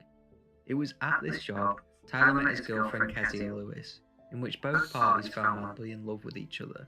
Just a week before July the 26th, Tyler had enlisted to join the Marines, and passed his physical. His friend Dylan Evans said he wanted to serve his community in some way, and eventually he enlisted in the Marines, because he decided he wanted to serve his nation. Tyler had his whole life ahead of him, in which he could have done anything he wanted. Sadly, this was all ripped away following a tragic disaster at the Ohio State Fair in July of 2017. The Ohio State Fair is an annual event held in Columbus, Ohio. The fair typically takes place in July to early August and lasts about 2 weeks. It's a celebration of agriculture, industry, entertainment, and the rich cultural heritage of Ohio. The Ohio State Fair has its origins dating back to 1850. This makes it one of the oldest state fairs in the United States. Over the years, the fair has grown and evolved, becoming a significant annual event.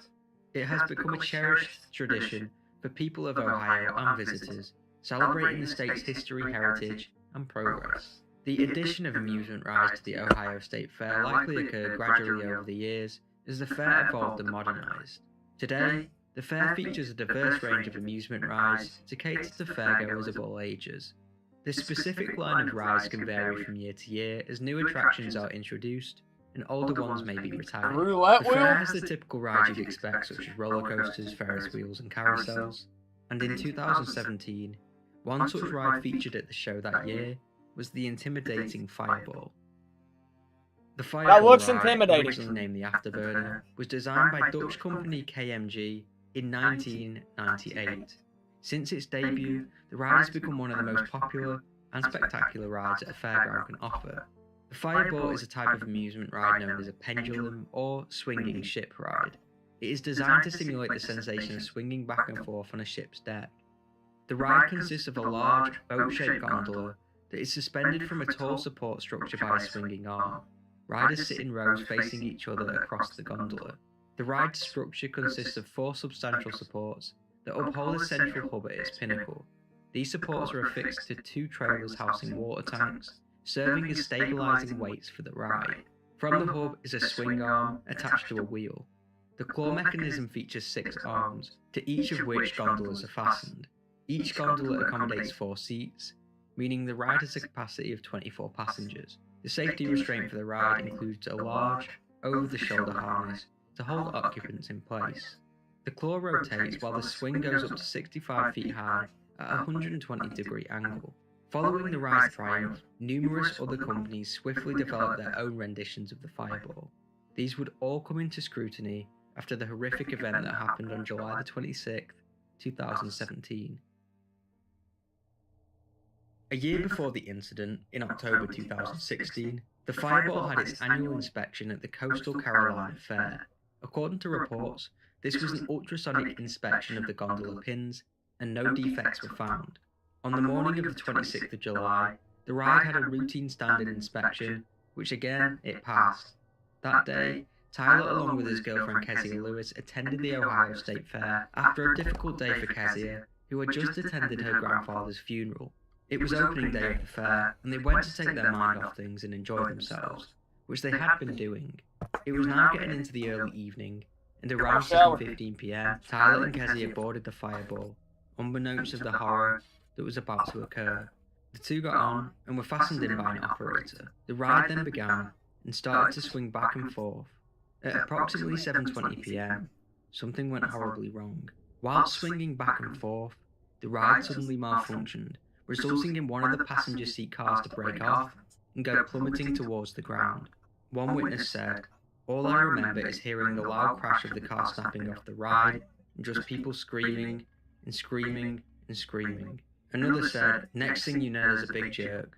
The seat flying through the air, there's people flying through the air, and then it's not stopping, and then suddenly it comes to a stop and just jerks." Tyler's seat was thrown violently in the air, and then he fell face first. Tyler fell at such a force that he was killed instantly. 7 others were injured, including Tyler's girlfriend Kezia. 4 of the injured were transported to the Ohio State University Wexner Medical Center, with the remaining 3 taken to Ohio Health Grant Medical Center. The ride was then closed down, and an investigation was launched. Immediately following the incident, Governor John Kasich ordered all fair rides at the show to be shut down. He said, "I am terribly saddened by this incident, by the loss of life, and that people were injured enjoying the Ohio State Fair. Our thoughts and prayers go out to those grieving and injured. I have ordered a full investigation into the incident and have ordered that all fair rides be shut down until additional safety inspections can be completed. After this, fairground rides across the country similar to the fireball closed down for inspection."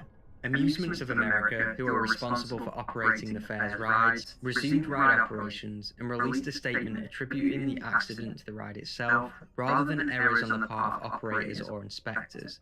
They said, "The decision to shut down similar rides around the world and reopen the Ohio Midway indicates that this is an issue with a specific ride and not the ride operator or inspectors. There is no evidence that operator error played a role in this accident. We continue to keep those affected by this tragic accident in our prayers and work cooperatively with the ongoing investigation."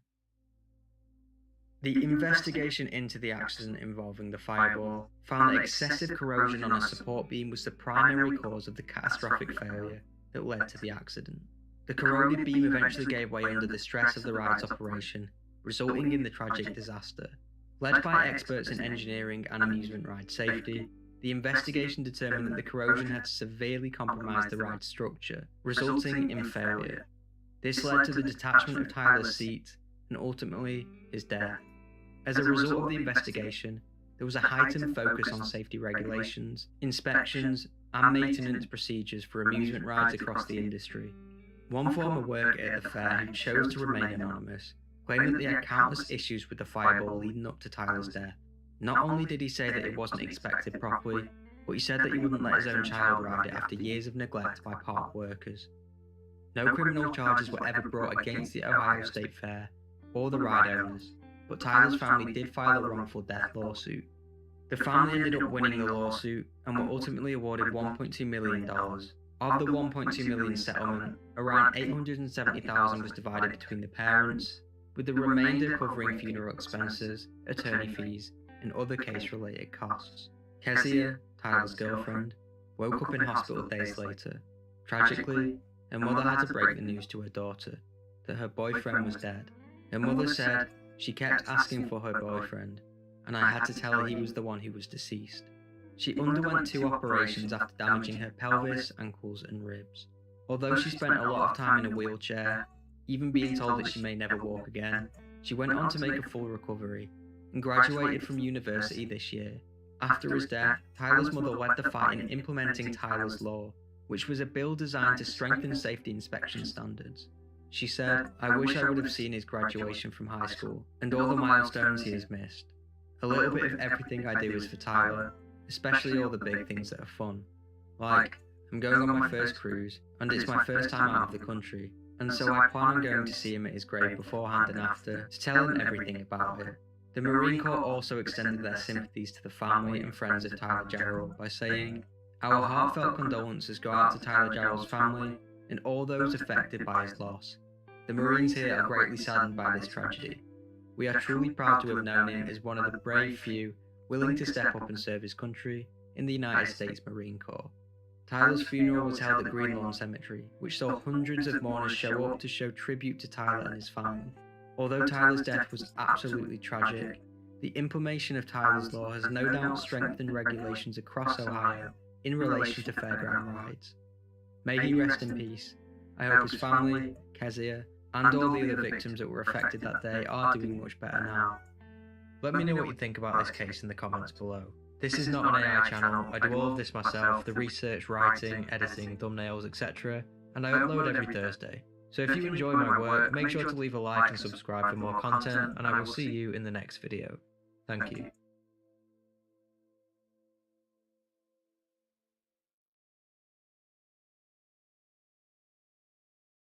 Certified diver, who was with divers familiar with the cave, lost his life when the current was so strong it pinned him to the ceiling of the cave and ripped his mask and rebreather system apart. Poland's deepest and largest known cave is named Śnieżna Cave. Its full name in Polish translates to Great Snowy Cave, and it's mainly located on the northern side of the Tatra Mountains. This range is a natural border between Poland and Slovakia, and the cave system actually has 5 separate entrances in different areas at different elevations. It was first discovered in 1959, and since then, Polish caving clubs have worked for decades to map the system. With each expedition, more and more unexplored areas have been discovered, including connections to other cave systems and even openings in nearby towns. Today, this massive limestone system has been mapped to a length of almost 15 miles or 24 kilometers and a depth of 2,703 feet or 824 meters. In the 1960s, cavers already actually reached almost 2,500 feet or 750 meters, but then in all the years since, because the deepest sections of the cave are so treacherous, cavers have only been able to go another 250 feet down. So in comparison to the miles and miles that were mapped early on, it's only been a trickle for more than 6 decades. However, that doesn't mean cavers aren't still trying. On August 15, 2019, a handful of cavers from the Wrocław Caving Club arrived in Śnieżna Cave to do just that. Among all of the clubs that have worked to map the system, these cavers were the most frequent visitors and knew the cave and its many tunnels and shafts well. This expedition planned to explore how the cave connected to a section called Przemkow Lot, almost 2,000 feet below the highest entry point. At around 8 p.m., 6 cavers crossed into the Great Snowy Cave, and the plan was to get some distance in and then set up camp for the night. In caves as large as this, it often requires several days of travel to get to the intended destination. So in the morning, the group planned to head for a second camp where they'd then split into 2 groups. So around 6 o'clock on the evening of the following day, 2 of the group members, Daniel and Josek, began making their way towards Przemkow Lot, while the other 4 headed to a different section. Part of the reason for this split was that Przemkow Lot is a tangle of tight passages and tunnels, and the fewer cavers went that way, the better. It just wasn't the roomiest of areas for many people to occupy. Then, sometime before 9:30 that night, Daniel and Josek were in a particularly tight and claustrophobic section when something unexpected happened. Heavy rains began on and off for days in the Tatras, and the rainwater had finally accumulated enough to rush into the Great Snowy Cave. The 2 men had begun making their way back to the second camp when they were shocked to learn that the way out had been flooded. Then, when they failed to show up at the camp at the agreed upon time, the other cavers went to search for them, and like Daniel and Josek, the sight of the air was shocking. The passages the other group knew the 2 men had gone through were completely submerged in water. Luckily, the others were able to make contact with the 2 men by screaming as loud as they could, even through the rock walls. Daniel and Yosek then replied that they couldn't get through with the tunnel flooded. It was such an enclosed space that every inch had to be carefully navigated. Getting through just a few feet would require much more time than they could hold their breath for. However, at the same time, they couldn't just sit around and wait either, because every half hour they checked the water level and found it was slowly rising still. Several hours later at 2 a.m. on August 17th, the others returned to the second camp, and the only thing they could do was hurry out of the cave as quickly as they could to get help. The problem was that leaving the cave takes about twice as long as descending, so by the time they got cell reception, it was 5 p.m., over 12 hours since they left the other two men. Their call was then received by the Tatra Mountain Search and Rescue Team, known as TOPR, and the rescue effort began right away, but it was extremely complicated. Reaching the closest entrance to the cave as quickly as possible would require a helicopter, and the tunnels were so tight where the men were, which would severely limit the number of rescuers that could be down there at a time. Either way, within 2 hours of being informed, the first members of the team arrived and were ready to start making their way through the cave system. Led by one of the 4 original cavers who left the cave to get help, the rescue effort officially got underway at 8 o'clock, 48 hours after the Vibezzzzz group entered the cave to begin the expedition.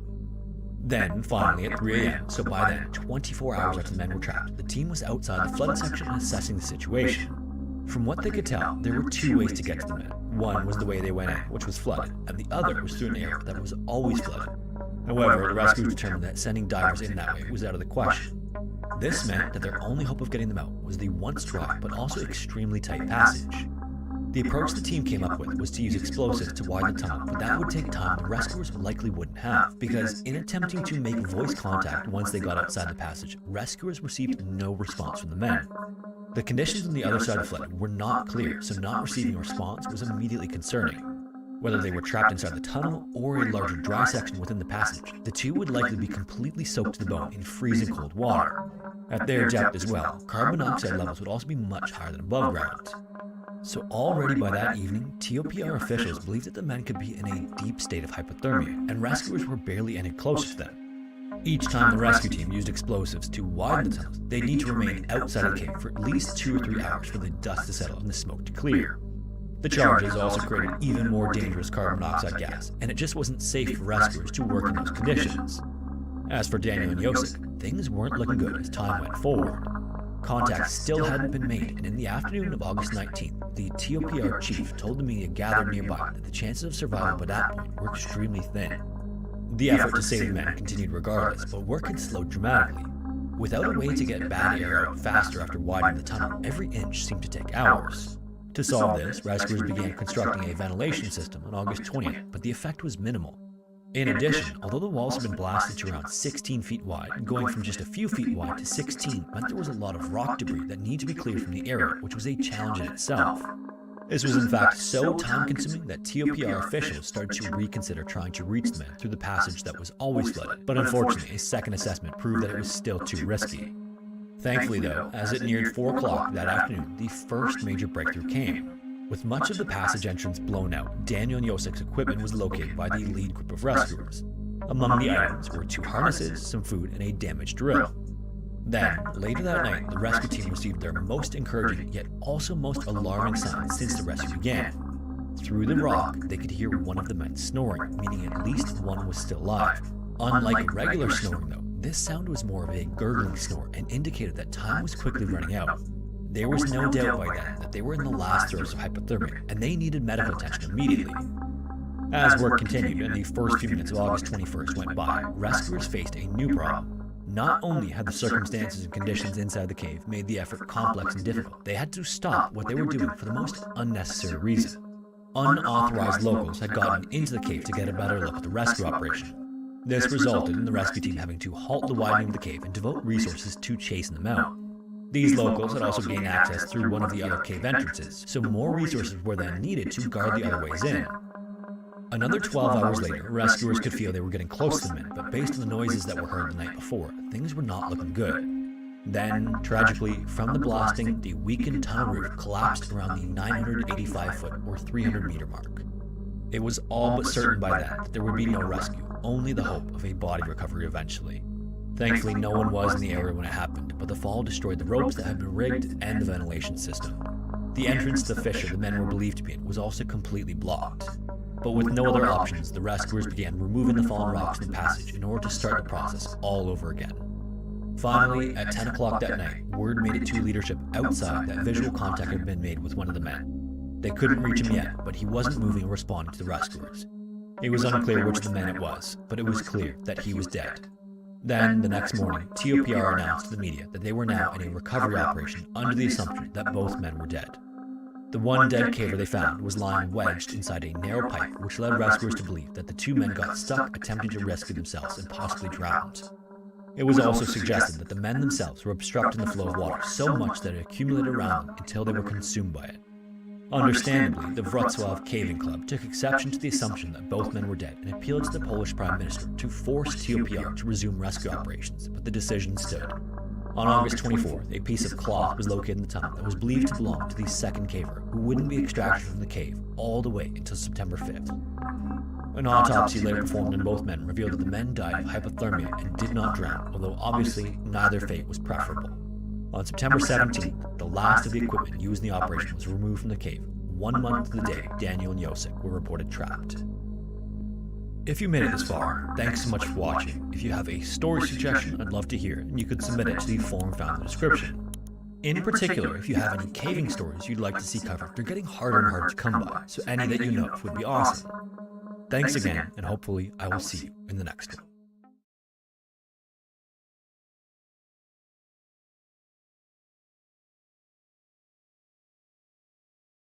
It's often pretty easy to feel pessimistic about the current state of the video game industry. Between predatory monetization, ever-increasing prices, and ever-decreasing creativity, that world that was once dominated by innovation and imagination can feel like it's slipping away.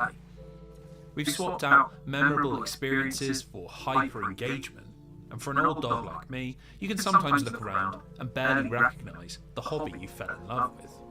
This depressing landscape means it's all the more surprising that amidst the endless live service failures and copycat trend chasing, a deeply unfashionable relic of the 1990s has come roaring back into popularity. The survival horror genre is currently experiencing a monstrous revival after almost 2 decades in the wilderness, and is arguably in a golden age, dominating headlines, awash with critical acclaim, and drawing in millions for its creators. What makes this all the more impressive is that this revival is happening in both the world of independent and AAA development, and for every smaller sleeper hit like Signalis, Tormented Souls, or Darkwood, there's a big budget companion in Resident Evil 2, The Callisto Protocol, or Dead Space. We clearly can't get enough of exploring dark hallways and managing inventories, so it should come as no surprise that every single publisher with a once great survival horror IP is looking to get back into the action. In the past 12 months, we've seen the announcement of a Silent Hill 2 remake, trailers for an all-new Alan Wake game, the release of another Resident Evil remake, and even the return of Alone in the Dark. Given the industry's current obsession with high-quality remakes, these modern horror resurrections are a clear union of everything that's currently fashionable, creating a rare mixture that manages to satisfy developer, publisher, and consumer in one fell swoop. It's this clear path to success that makes those series that haven't returned all the more curious, as studios that are usually happy to chase modern trends seem content to leave money on the table and fans confused by the silence. Today we're going to explore one of the iconic sleeping giants of this genre, a franchise that on the surface looks like the perfect candidate for a modern revival, but upon closer inspection masks some of the most bizarre franchise building the video game industry has ever seen. It's a mash of mediums, genres and narratives, equal parts cinematic blockbuster, spine-tingling horror, and experimental RPG. A true artifact of a world before live services and monetization. A symbol of a time when video games were authentic, imaginative, and above all else, strange. This is a lengthy Parasite Eve retrospective, and it's time to awaken from our uneasy dreams. As we're going to discover in this video, Parasite Eve isn't exactly a traditional franchise, and so it should come as no surprise that our twisted journey begins not with the release of a video game, but with the publication of a novel. In 1995, a young author called Hideaki Senna had his first book picked up by the publishing wing of Kadokawa Corporation, and much to the surprise of both parties, it quickly began to gain traction, becoming the talk of bookstores and reading clubs across Japan. This surprise hit was called Parasite Eve, a 300-page science fiction thriller that shocked conservative Japanese audiences with a blend of twisted body horror, captivating mystery, and real-life scientific theory. You see, Senna's writing was deeply influenced by his time working as a pharmacologist, and the core concept of his book explores the very real theory of symbiogenesis. Without getting too deep into the complexities of genetic biology, it's a scientific theory that the modern cells which make up most living creatures evolved from a union of ancient bacteria and microscopic organisms. This symbiotic relationship would eventually turn into the nucleus-based cells that you recognise from your science classes, with the bacteria becoming the energy-producing mitochondria that power all life. Now, despite the complex science that influenced it, the idea behind Parasite Eve's narrative is simple. What if that benevolent cellular union was parasitic? And what if the mitochondria had... Why are y'all learning about fucking science? Certified diver who was with divers for millions. I guess Kilo has decided not to go live tonight.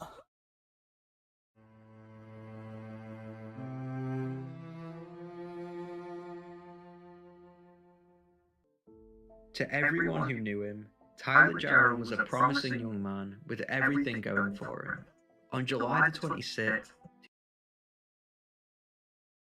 on the 24th of March 2015, Germanwings Flight 9525 set off from Barcelona Airport towards its destination in Germany.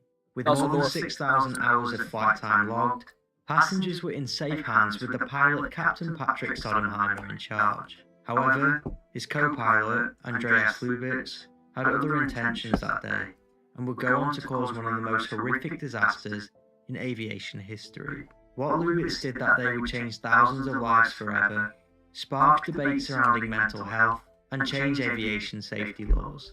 So, what happened on Germanwings Flight 9525? Let's talk about it. This is the Germanwings disaster, the world's most evil pilot.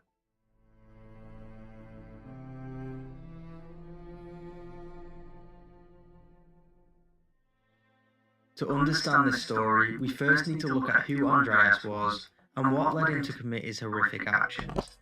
Andreas Gunter Lubitz was born on the 18th of December 1987 to parents Gunter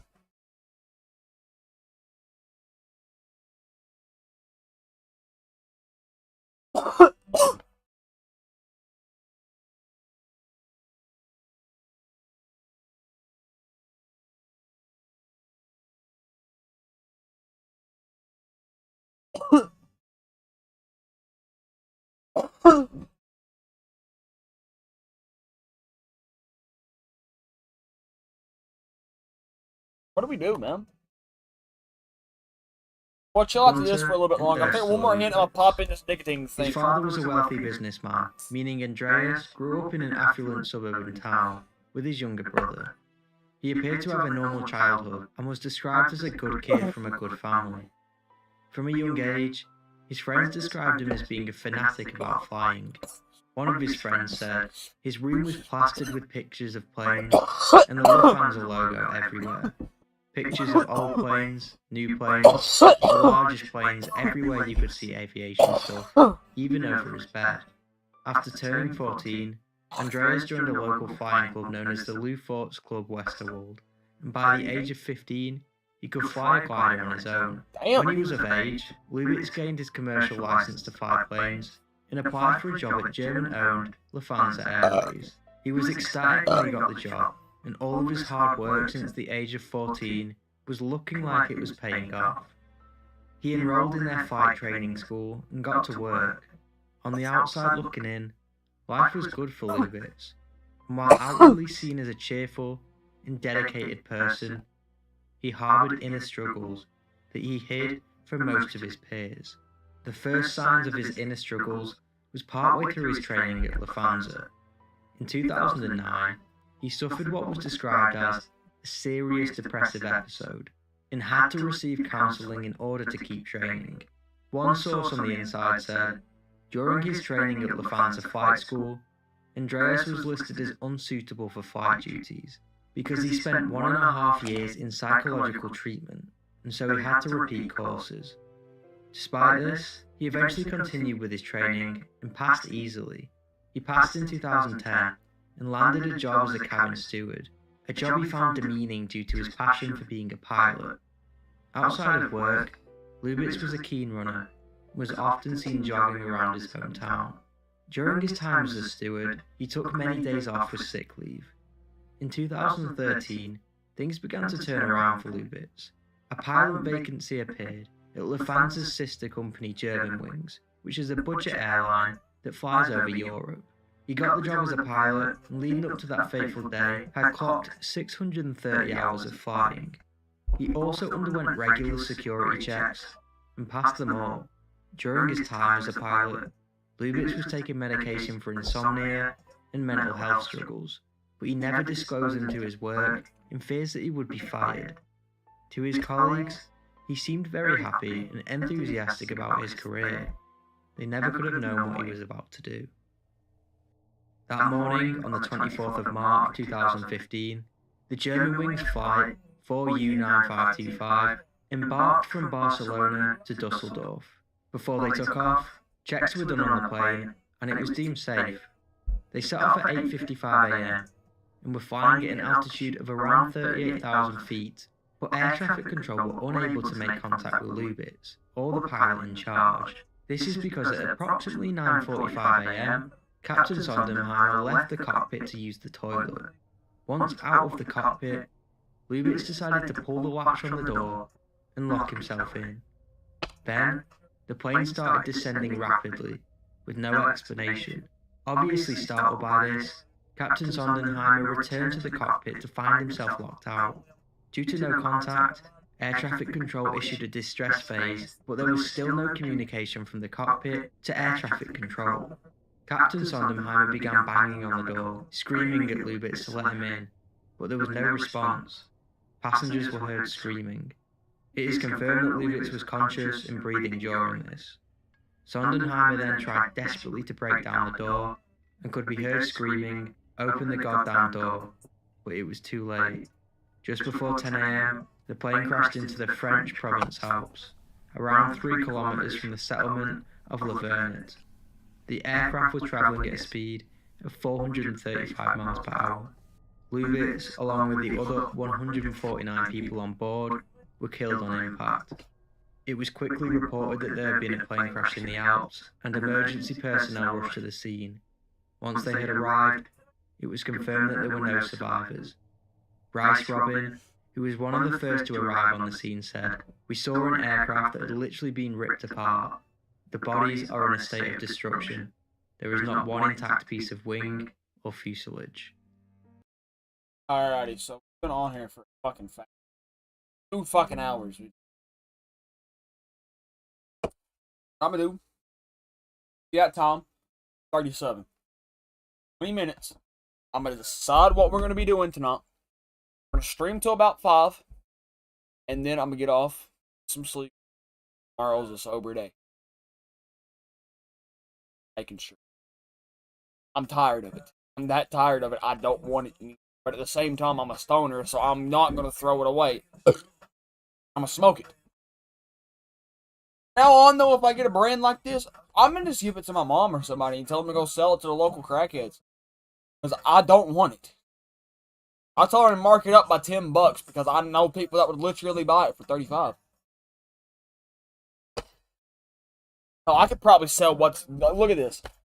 The coils are completely coated, so is the bottom. That little like black line right there starts the bottom of the car. That's all that's left. And I know I could sell this for $5 fucking to some fiend right now. I know I could. But I'm gonna go ahead and hop off. Like 20 minutes, like I said. 2 o'clock. Hopping back on. Play some games. Promise. I honestly just want to listen to music and smoke on this for a minute. where I'll actually play some games. But we're on YouTube. So can I actually listen to the music I want to?